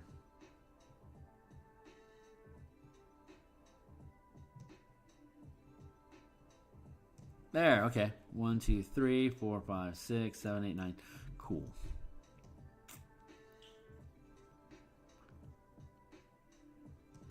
There. Now we're looking a little better. Nice. Okay. Nice, nice, nice. Cool. So now we have the map effectively. You can see at the same time the 50-foot scale and the 5-foot scale interacting together at the same time. So this, if the team decides to get cheeky, like the 8th battle, a CR4 commander calls out the, we want to fight your bestest champion as a chance for you to regain your children. Send who you choose to fight. And it's like, I'm just a first level dude. Like, even like at best, I'm gonna have, like, if I took toughness as my variant human feat and I maxed out my constitution, and I'm gonna have like 15 hit points. I'm gonna get dusted. It's ridiculous. It's ridiculous.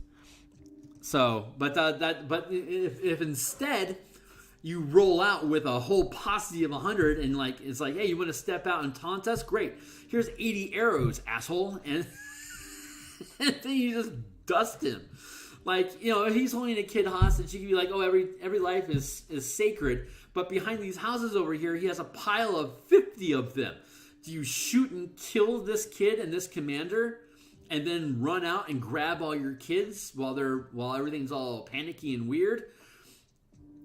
Or do you send out your single guy as a champion? What do you do? It's up to you. You're going to absolutely get slaughtered. But, you know, I mean, it's such a horrible campaign. It's this first level. It's your first level characters. If you can get to the keep alive and hide, then you get second level. And from there, you can try to skulk out and gather 3 or 4 villagers at a time and collect them and take them back. Like, that is such a long, drawn out, slow, shit process. Like, why would you want, anyway? It's just, it's too much. So instead, we're building out these things. So we're going to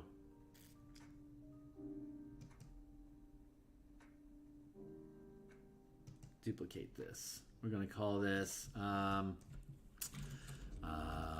town 50 foot. But yeah, once this is done and once we have a chance to play test this for a bit, and there's 8 encounters and they are completely, I can just, we could run the dragon again. I don't mind running multiple encounters just to see how this rolls. But like you can do like 1, 2, 3, 4, and like the third one is the dragon, and then you can rewind it, and then you could start like with 3, 4, 5, and you can do like 4, 5, 6, and like 6, 7, 8. Just roll through, or you can do like 1 and 5 and 9, 1, 5, and 8. You can mix and match which of the encounters you do. So there's gonna be a lot of decentness here. This is 4 equals the mill, and this is going to be 3 the church.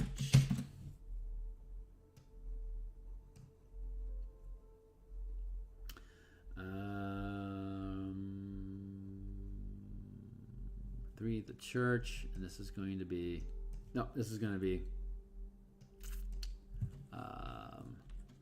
let's see, fort versus camp.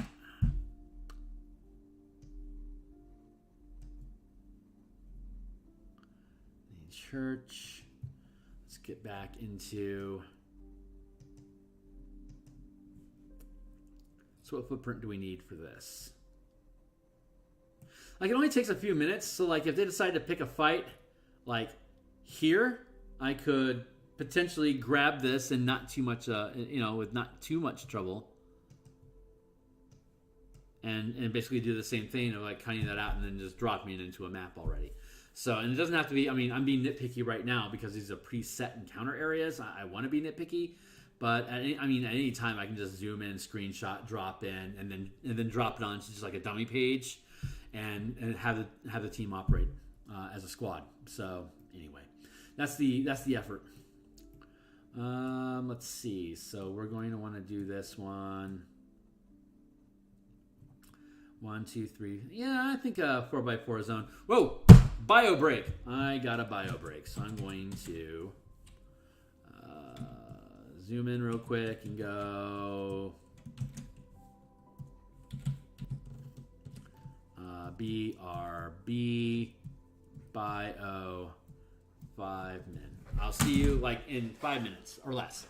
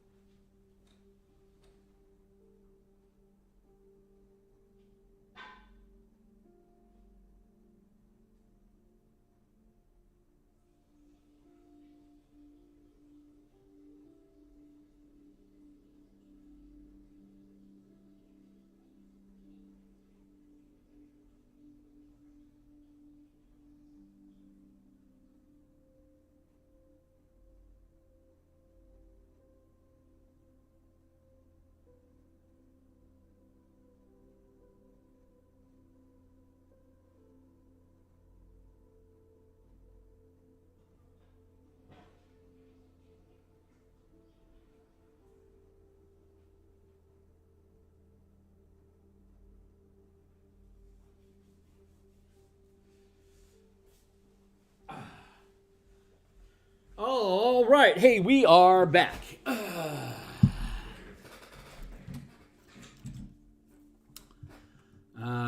yeah, let's do another screenshot to grab up this guy.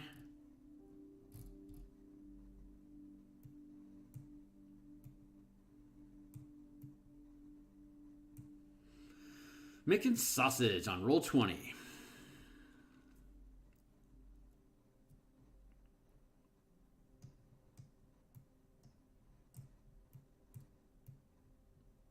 And so I'll have to build out all these assets as a like this is a really good example adventure to include within command. Like, if you want to use the system, here's how it works. So I'll have to rebuild all these maps into separate assets and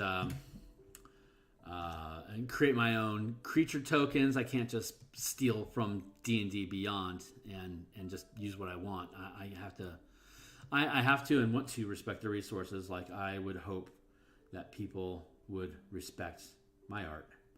So that is a 5x5. I did not need to do that. Let's do that again.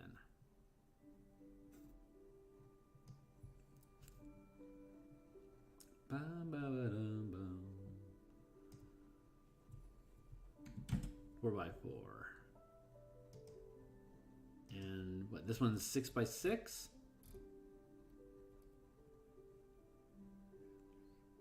6.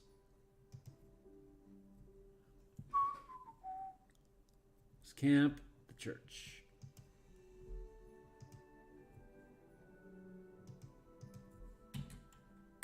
Delete that. Over here.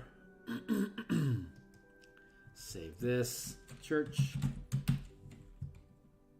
3 church.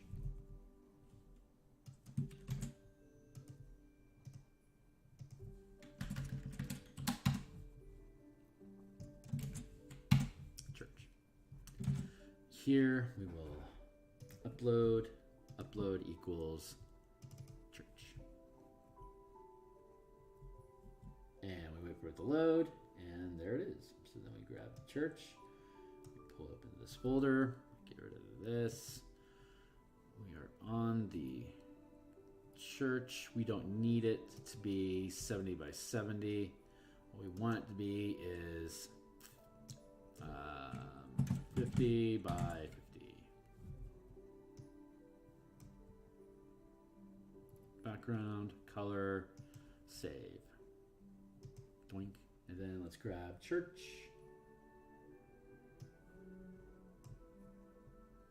And then let's zoom in and resize the church, the same as we did before, lining up the grid. I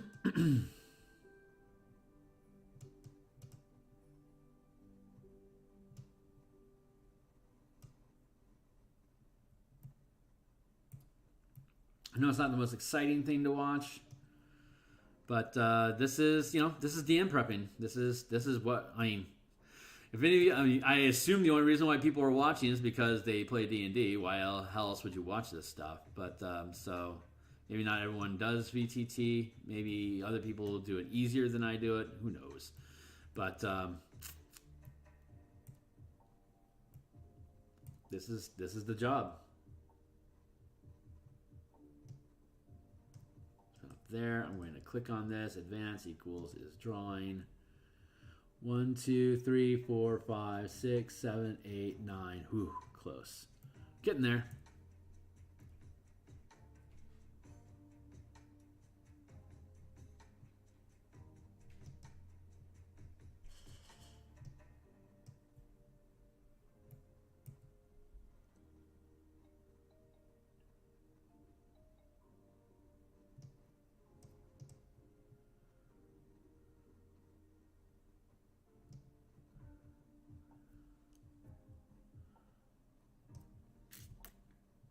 One, 2, 3, 4, 5, 6, 7, 8, 9, 10. Cool, it's too big.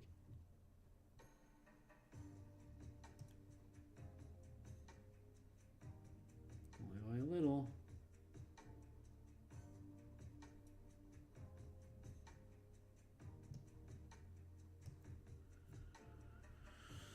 One, 2, 3, 4, 5, 6, 7, 8, 9, 10. Still is a little bit too big. There.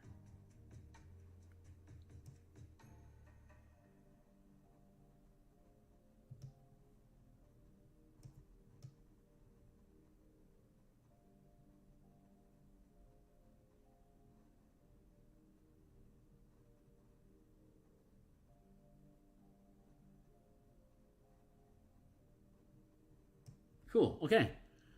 That looks pretty well wound up. Nice. We're pretty much on track. Okay, cool.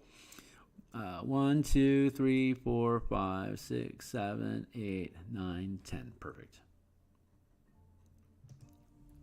Cool. So now we've got this adventure scenario where you got the 50-foot scale where you can see a full army roll in, and you can see how it would operate at the 5-foot scale. This is an area that is being attacked by a truck ton of kobolds and stuff that are surrounding it that want to try to burn it down with cultists and blah blah blah. So this is, I guess, like a hedge fence, I guess. Maybe it's a stone wall. I bet it's supposed to be a stone wall. But, man, I'm looking forward to this. This is going to be fun.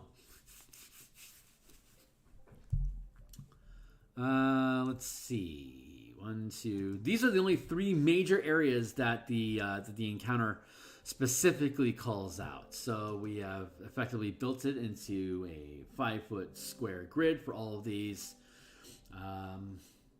So hell yeah, it's 12:30 now. I've got to catch a bus in an hour for an appointment, so I still have a little time left that I can keep doing this. So let's see. I'm going to grab the dragon.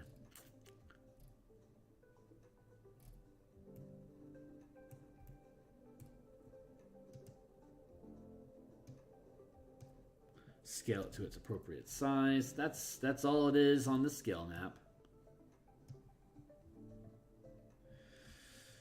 And you've got roughly from here. Well, if we want to do it like, if you're here, that's about 80 feet to hit this line here. Yeah, and 50. This is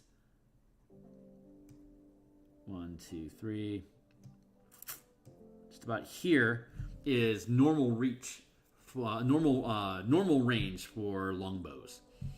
So, but I have to place an ammo limit. So one of the tests I'm going to do is equipping these guys with short bows, but I'm going to start with longbows.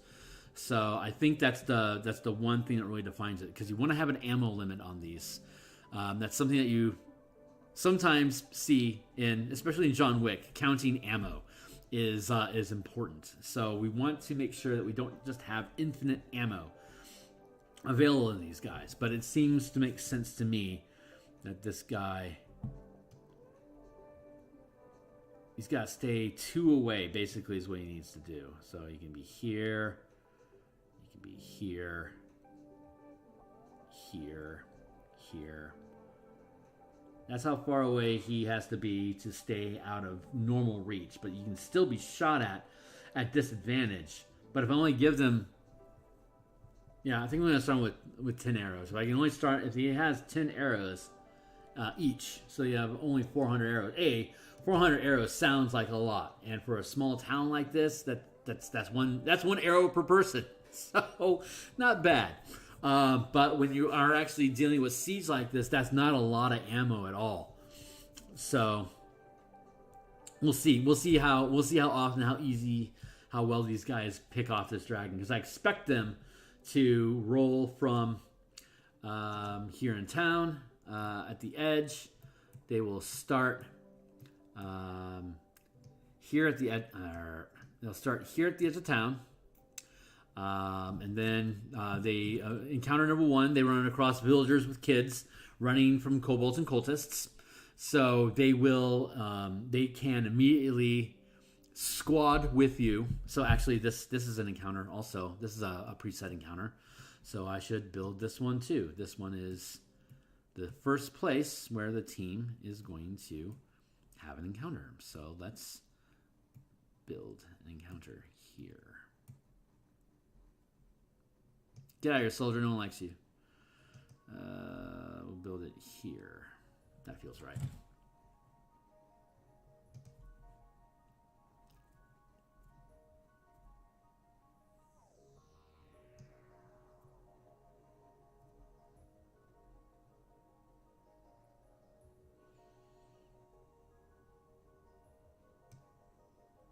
Let's, do we want to do that? Yeah, let's do that.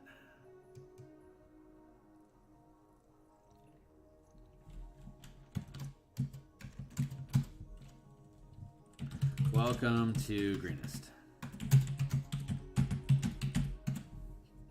We go back into here, and then we upload all the assets. 1. Welcome to Greenest. This is what we're doing today. We're creating icons, and I mean, I've got a bunch of blue meanie icons already built, so I can just import those and then start peppering the board. But I want to make sure I get all of the assets built.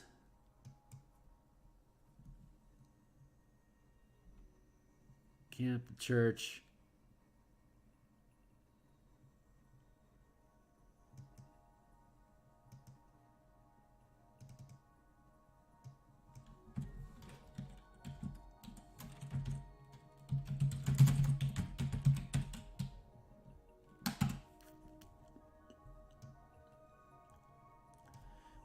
Here.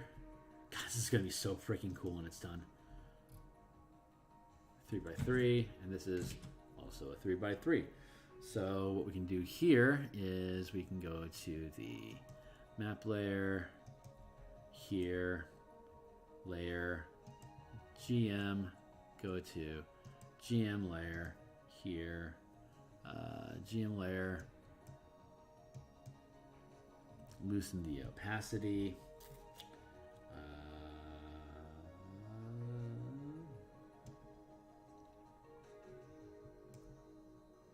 Greenest, fort, dragon, church, here.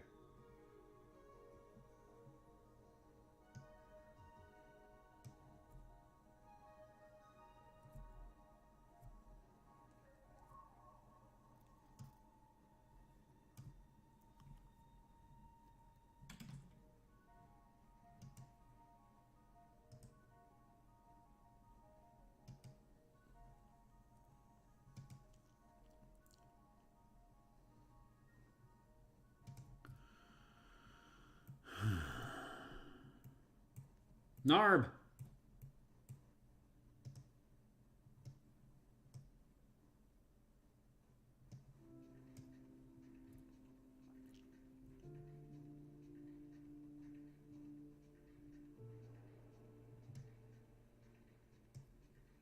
Yep, the only rule that doesn't already exist inside of 5e that we had was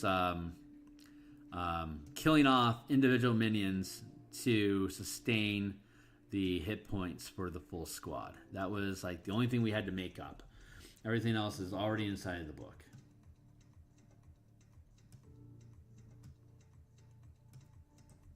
Into advanced equals is drawing.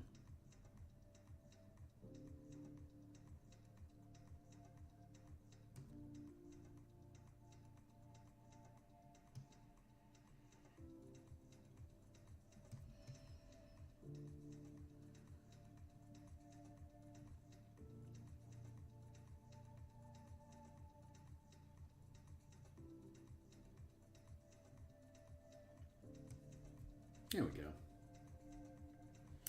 And we go back to the DM screen, click, kill.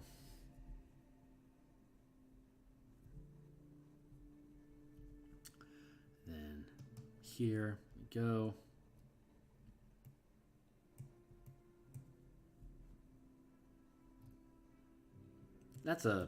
I mean, the resolution gets shitty when you get closer in, but screw you. I'll fix it eventually. But anyway, this is a decent. This is probably the scale that I operate in because I'm really blind.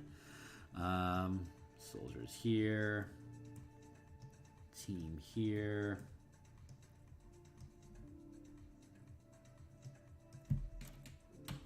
Dragons off the board.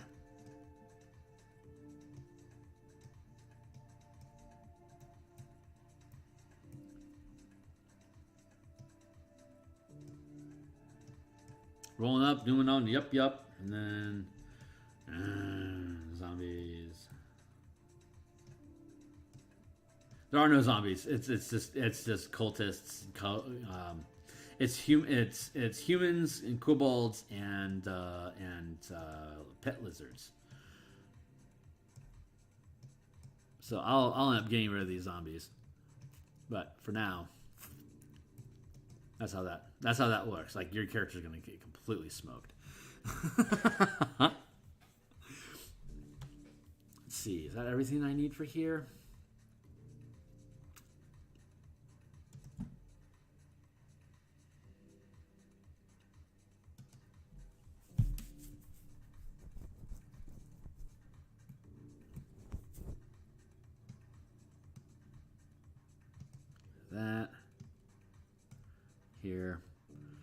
Team comes into town.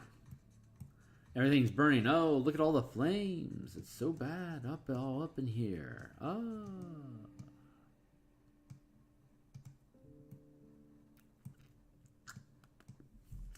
And then they get to this point. They then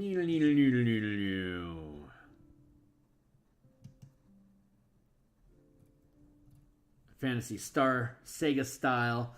Zoom into this map. Square here. You're adjusting this cube. And now this square, now you move into this square at this scale. You can puddle around this area a little bit, but if you keep running, if you leave this... Ooh, there was a stray zombie down there. That guy's going to be trouble for somebody. You let him get away. Blop. Yeah, you go through, you deal with the kobold fight, you pick up some villagers. So now I'll have to have some generic kid and generic villager images. Get your troop, and then you can roll out of here and head back out to the Greenest map. And the villagers say, "Well, we're all rallying at that fortress over there. That's where we should head here." So then you on your map with your troop, with your family, and you know 1, 2, 3, 4. You can get there 5. You can get there in 1 minute from where you are here. That's a 50-foot scale. Each round is a minute. It's 10 times 6 seconds equals 60 seconds equals 1 minute. So you can do your squad can deal 10 times the damage of the type of weapon that they're using. Yeah, there you go. Freaking fantastic. So you get to here, and then you can zoom into Fort versus Camp.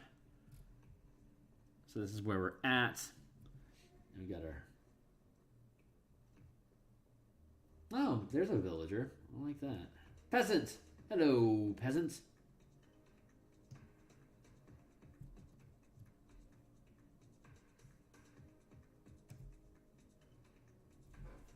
Nice job. Let's go back to Welcome to Greenest. And we can zoom in here. And we can grab our peasant icon. Of course, I have to draw all these myself when I actually release the product. But yeah, I could build this out into a folder. I can use this as examples in the campaign section of the In Command book when it publishes. Whew, man, I'm excited. I am legit excited about where this is heading. So, got a villager. Let's have to see if we can find some kids.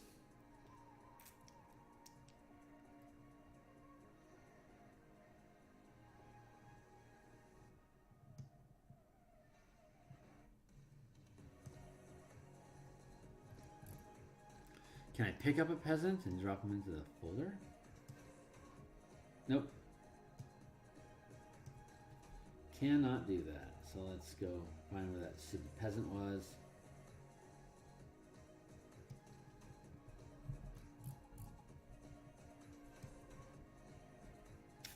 There, and let's go look for some kids.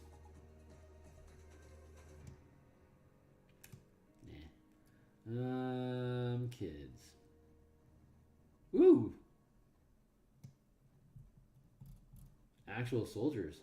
Nice.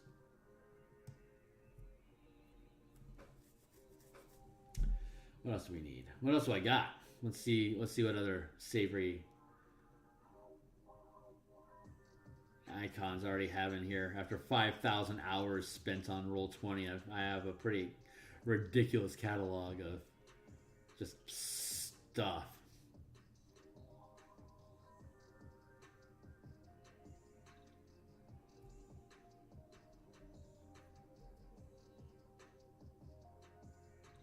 Can I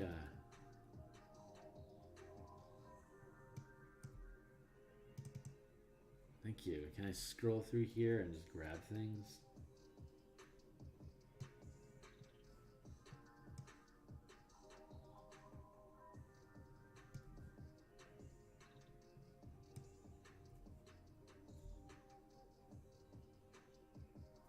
I feel like I should.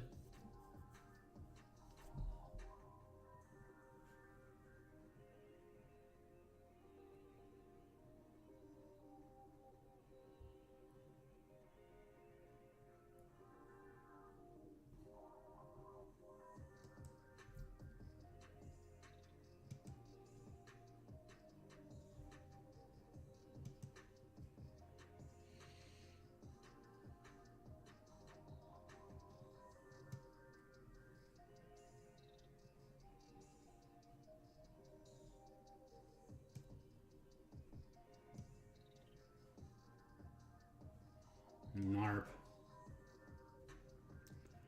Alright, well, we'll have to just frickin' do it this way. It's the big commander that's running the show. He'll be a CR4 beast. That makes him second rank, which means he's going to have a higher command bonus. He uses a D6 instead of a D4, so he can shrug off 2 AoEs before he's reduced down to D3s, which is just dandy. I don't think I need this anymore, considering it doesn't do a damn thing for me. What else can I find?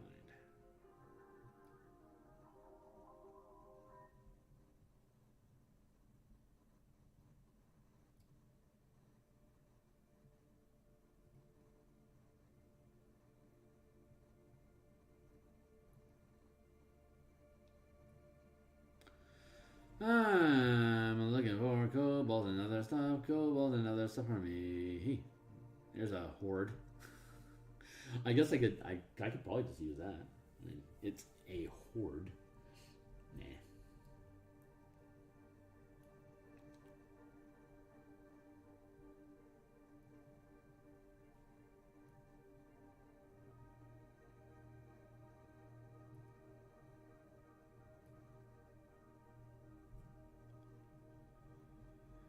Ba, ba, ba, ba, ba, ba, ba.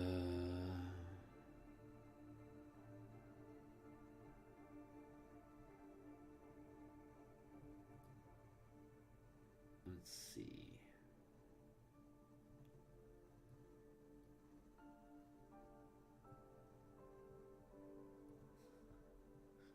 Oh, that works.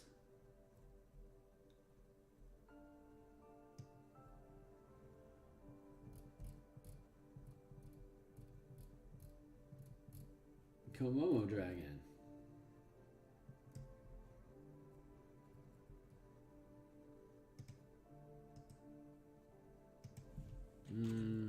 Giant lizard.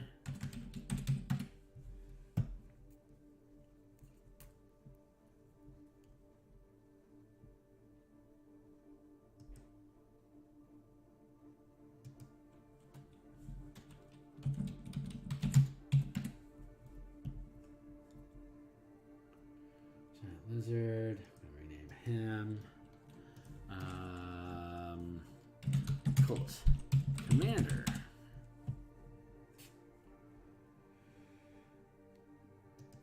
Let's go just fish some assets out of the book itself here.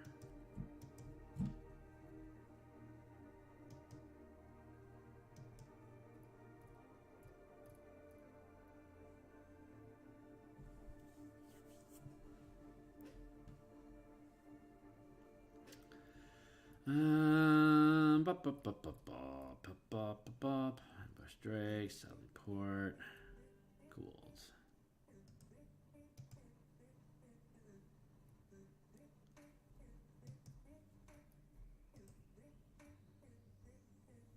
Save image as equals Gould.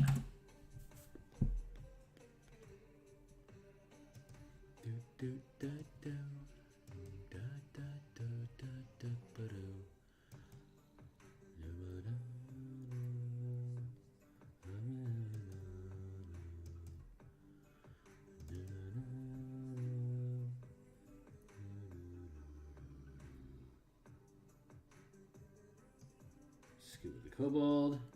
Let's go look for an Erd. Erd equals flying kobold. Seek the keep, then the Erd. They don't have winged kobolds, do they?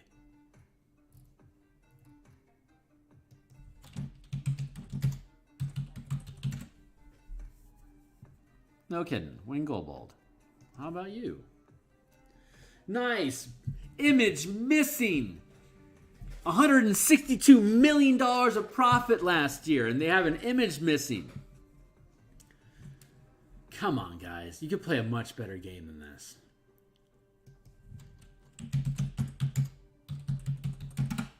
Freaking whatever, dude.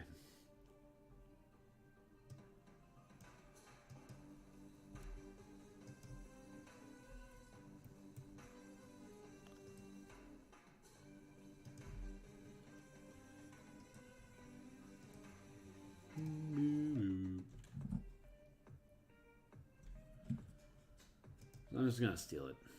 I'll make my own when we're done. I won't publish using anyone else's artwork. But this is a playtest. I don't have to murder myself over a playtest. Not yet. Kobold. Winged kobold.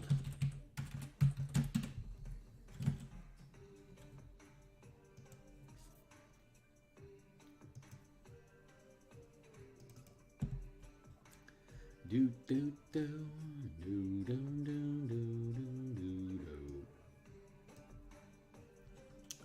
Let's go look for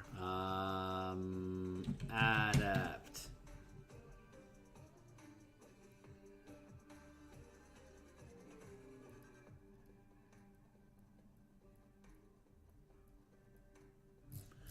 That's a fool's errand. Let's just go look things and type.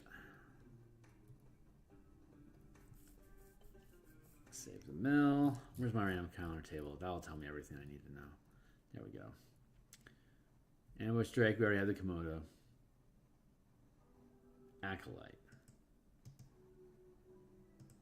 Cultists, we already have the guard. Image missing? Come on. Really?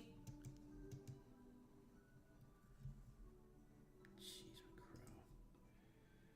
Save image as equals cultist.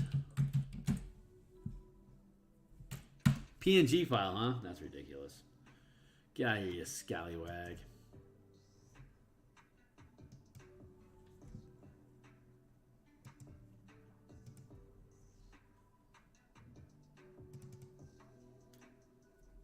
Cultist.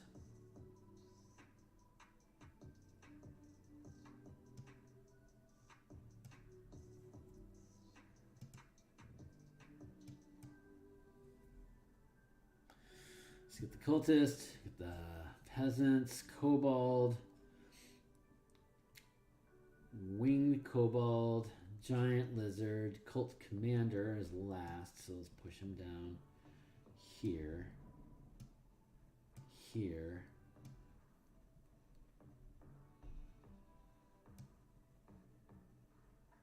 Peasant B, peasant G, Carnathi soldiers, those are going to be guards.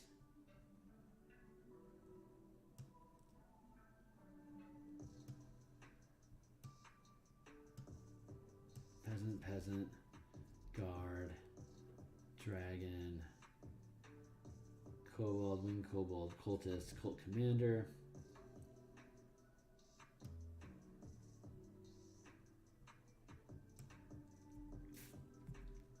Giant lizard, kobold, wing, cultist.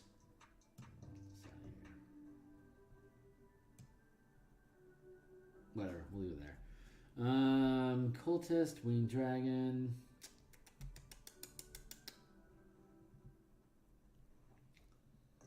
Let's see. What are we missing? The initiate, that's right.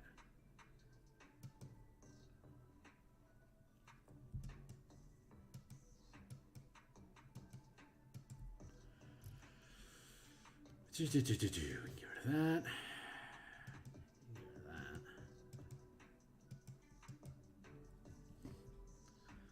that. Acolyte, that's what we need. Dragon acolyte. Let's do that. See what kind of cool stuff we get. Gank it.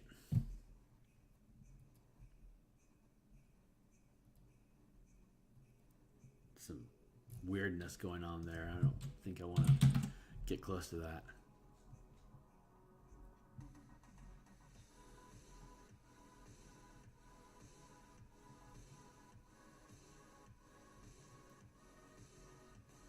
Do-do.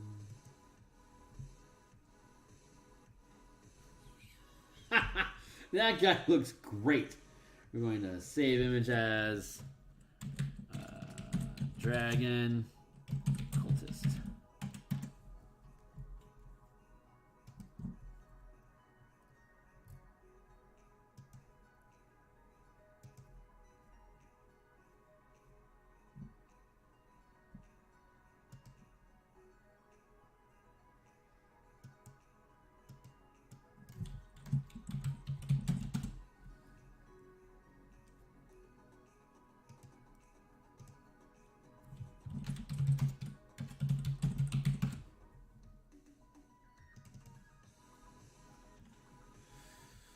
Dragon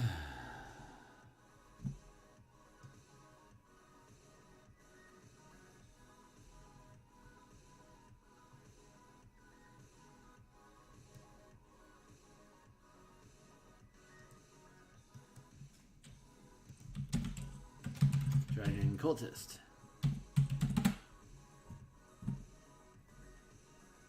Dragon Acolyte. Wing Kobold. Kobold. Giant Lizard.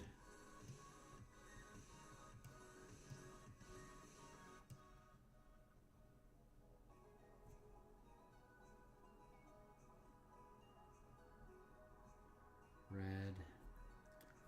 What are we missing? Oh,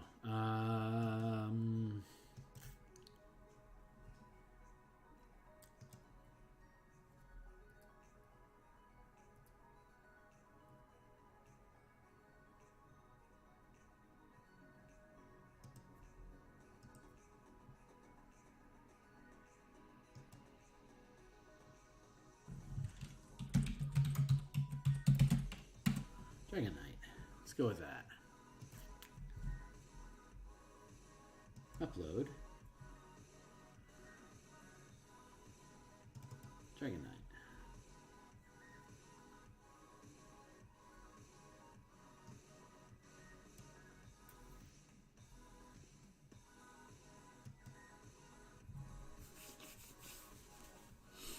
Okay, we have all the assets loaded in now. The next thing that we need to do is build out the Greenest is playing playtest content. These are the squads that we have to build out. We get the Wandering Encounters of 6 kobolds, 3 kobolds and an ambush drake, 6 cultists, 2 cultists and an acolyte, full cultists and a drake. Giant lizard. Giant lizards and ambush drakes are both.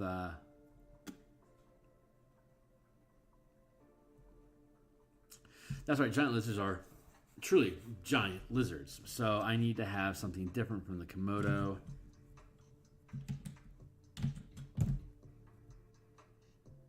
Yeah, giant lizard is a 2x2. The only 2x2 that is the only large size creature that's in the game is, other than, I mean, obviously the dragon is 3x3, but the giant lizard is 2x2. So like the giant lizard, a 2x2, and 4 cultists flanking it. That's a total of 8 squares. That's a 3x3 command zone. So this is a much bigger challenge. These guys are all using D4s and D6s because that's just the default damage. They have rank 1 is D4, rank 2 is D6, up to rank 5 is D12, unless you have weapons that give you a better die. Like, for example, first level guards could have swords that do a D8, even though they're only 1/4 CR with a deservedly their own, at best, a D4. They're just going to mob you like barehanded style. So kobolds using D4 makes sense. The cultists and giant lizard using 3D4 I think is fair enough, but maybe we'll make it 3D6 to scale up and challenge folks. 6 cultists fills a 3x3, 2x2. 3 cultists, 2x2, 3x3. Right, 6 cultists is a 3x3. So that would be 3D. I should make those 3D6 as well. 6 kobolds, D4. Kobolds ambush drake. The majority of it is D4, so it's going to be D4. Because ambush drake is the same size. So let's find an interesting. Let's go with I don't know. Let's put an ambush drake. See what that looks like. Oh yeah, it actually exists. Cool. So we're going to save image as ambush. What the hell is a WebP file? Go away, weird WebP. Save image as, thank you, ambush drake. We'll go back here And we will upload equals ambush drock.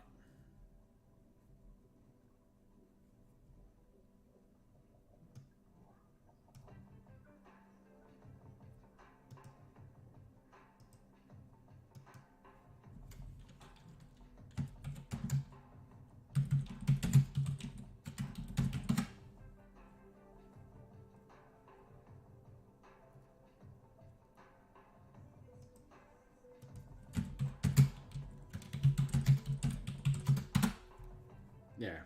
That oh yeah, kids. We need kids. Peasant child.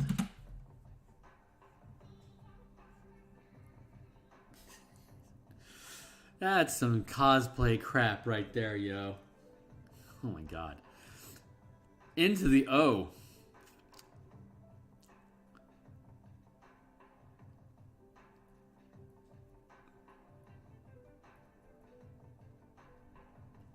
Could go with that. Could go with that. I don't know. What's a gender neutral looking kid? That's weird.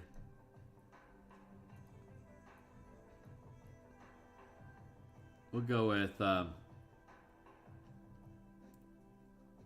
go whatever that kid's supposed to be. Let's go with this one instead. No, that kid looks super drunk. I can't go with that one. Gotta find something that's less drunk. There we go. That's a good distinctive shape.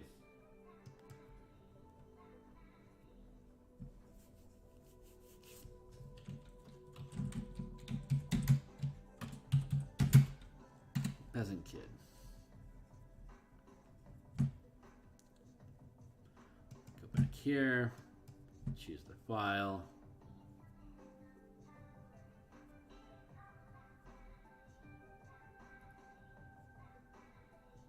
Oh, I can't use that. Delete, yo.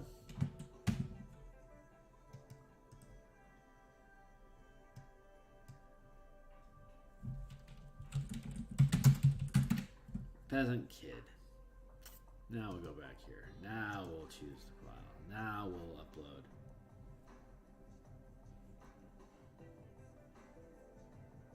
What's going on with my peasant kid?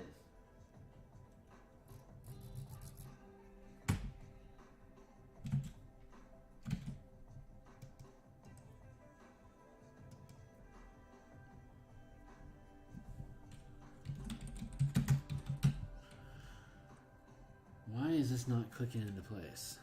Save.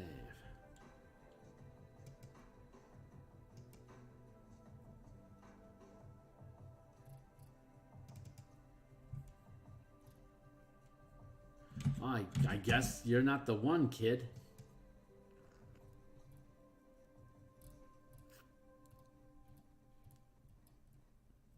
Fine, we'll go with the drunk.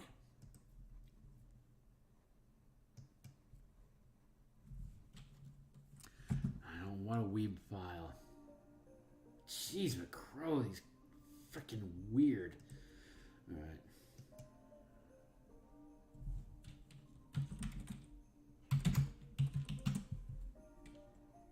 Let's stick this time.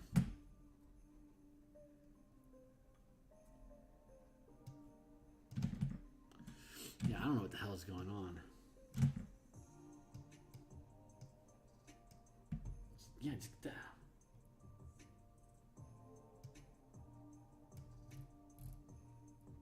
There he is.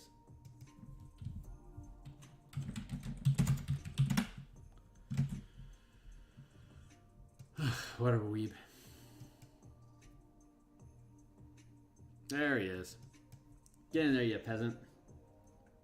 Step aside, Peck.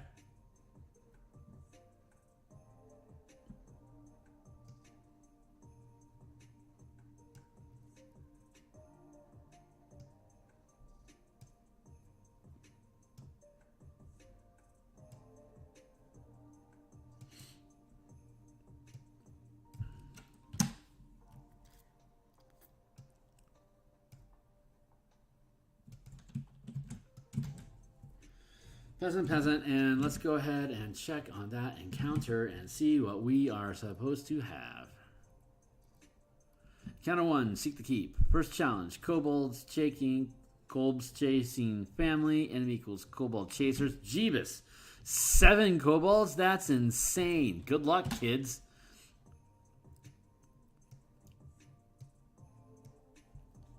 Can't use kids to tank.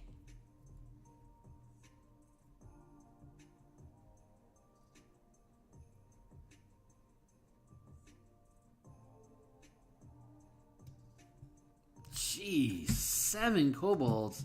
That's a lot.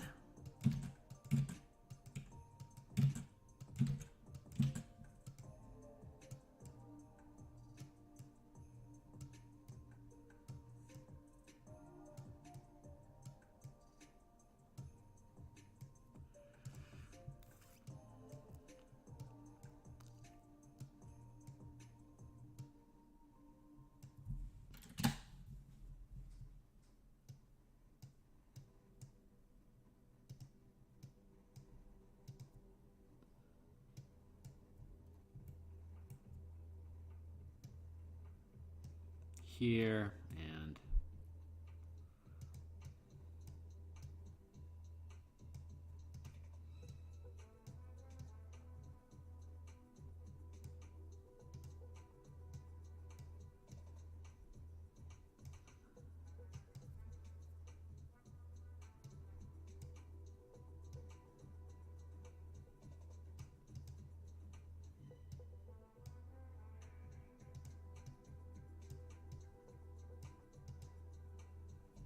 that's where we'll be when we encounter them.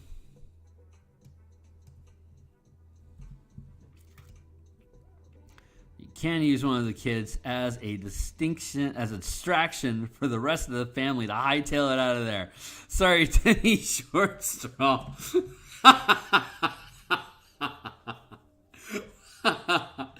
Oh, man.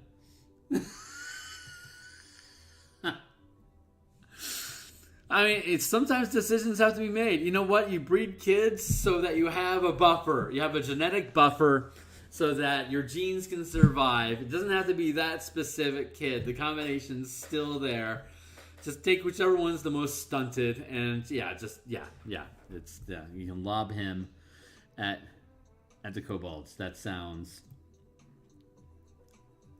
perfectly fair to me. And the map's slightly off, but screw you. So we got the 4 kobolds here, the 3 kobolds here. 7 kobolds versus ally. Family, mom and dad, 2 kids, 2x2 space, 10 AC, 20 HP.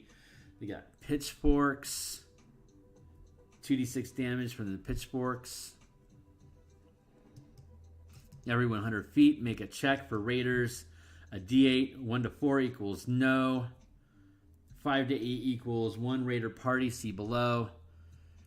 D12, 1 raider party, see below, check 3 times. D12, 6 or less equals no. Enemy raiders, 1, 2, 3.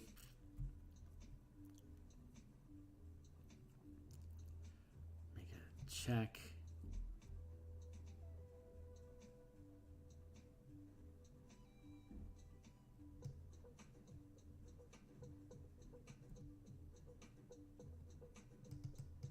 Do that.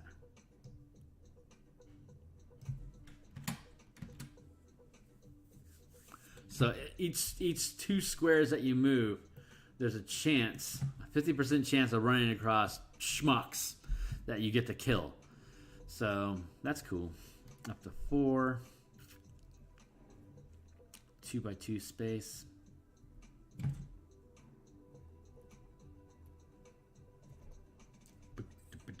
Boom.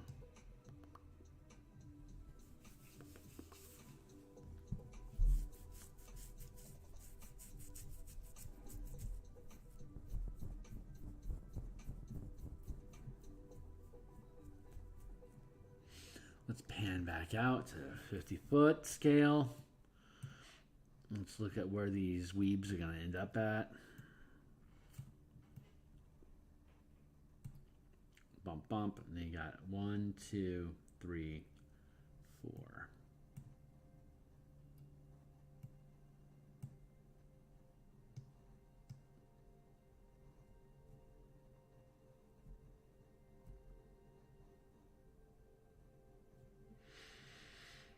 1, 2, 3, 4, 5. 1, 2, 3. 5 by 5. We could probably make a zone out of that.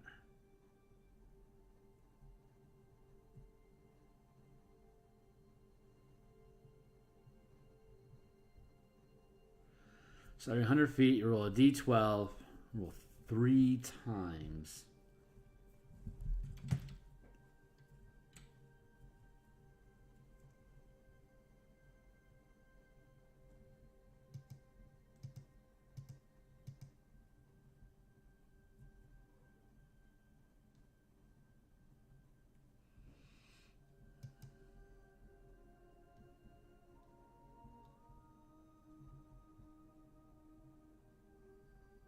Oh, I see. D6 kobolds, D4 cultists. I roll those together. If I get up to 4, it's 2 by 2 space. If it's 9 to 10, it's 5 to 9, 11 or 12. So D12. You check for Raider. D12, 6 or less equals no. Enemy equals raiding party D6 kobolds and 1d4 cultists, 7 to 8. So if I roll a d12, I roll a 6 or less, it's nothing. But on a 7 or 8, I get up to 4. Mixing of the kobolds and cultists. 5 to 9. 11 or 12, there's 10 total with an Erd. 3 by 3 and an Erd that has flight. Got it. Okay, that makes sense. So I don't think I'm going to leave these things just random. I think what I'm going to do is I'm going to do 7 and 8, 9 and 10, 11 and 12. That way I can break down these cultists individually. Because cultists do different things. Like the cultists and... Well, no, the cultists all do the same thing. So that's cool. We can do that. But the cultists and the acolytes have different spells. I think the acolytes are like clerics, and the cultists are like warlocks. So it can be anywhere from up to 4. So we'll do low end is 3. We'll do 2 Kob, 1 cult, 2 by 2.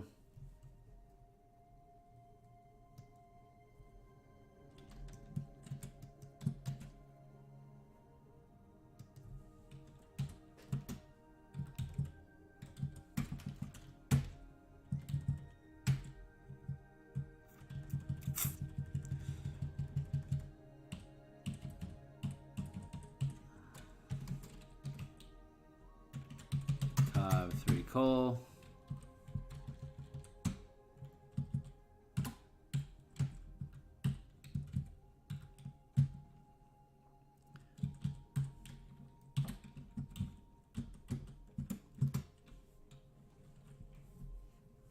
Let's see, cultists, and with 1 E-blast.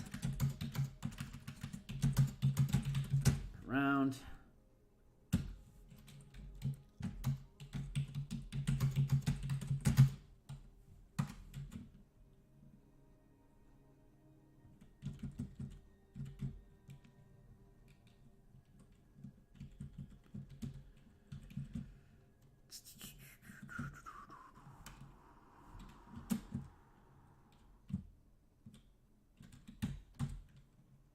Yeah, 1 E-blast per round. Let's go with 6 and 9. So we'll go 4 Cobb. 2 soldiers. There's going to be 3 by 3. We'll go with we'll go 5 Cobb, 3 Adept, and 5 Cobb, 3 Adept, and 1 cultist.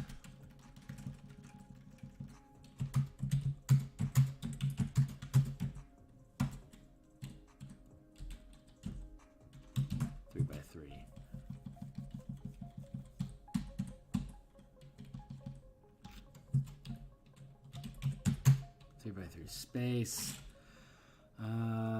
Sticking with the 13 AC. Still got the 30 hit points. They're going to be doing 3d4.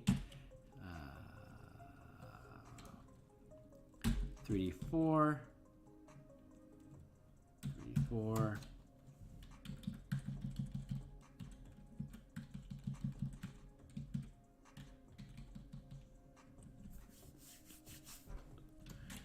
+3, +1. These are just the bonuses that they get. +3 is a good bonus. +1 is a bad bonus. So like kobolds trying to lift something would use a +1 to their strength check. Like say hiding, it'd be +3. Like that's the difference there. So oh crap, it's 113. Hey, it's time for me to bounce and get ready to go.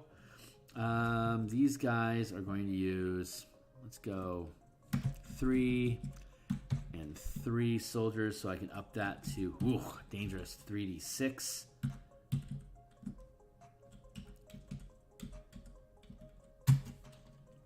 That's going to be with 1 E-Blast.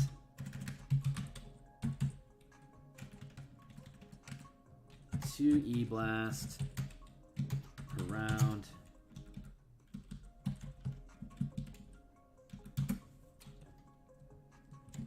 And 1 heal D8. That'll be a tough fight. This will be a really tough fight. So this will be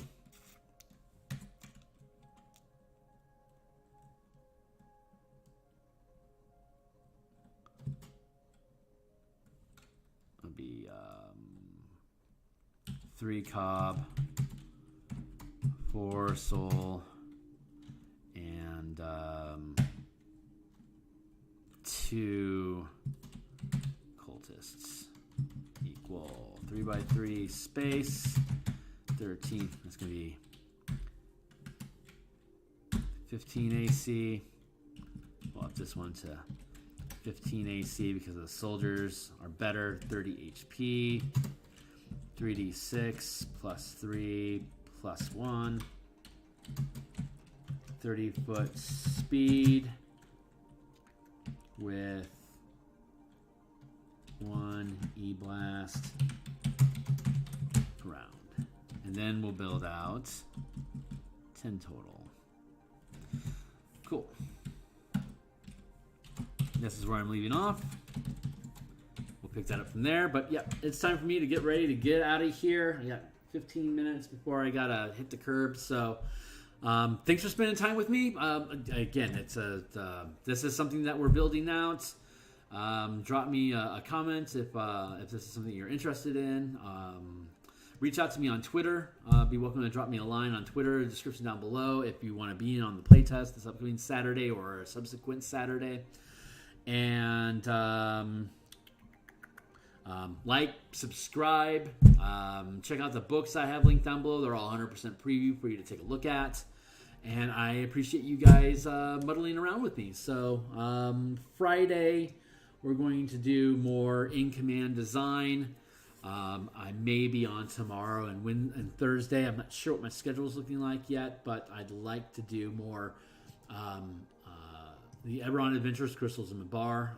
That's coming along nicely. I think I'd like to push some more of that content. I'm not sure if I'm going to do that live or not, but we're keeping on, and just keep showing up because I am. And thanks so much for being here. Catch you later.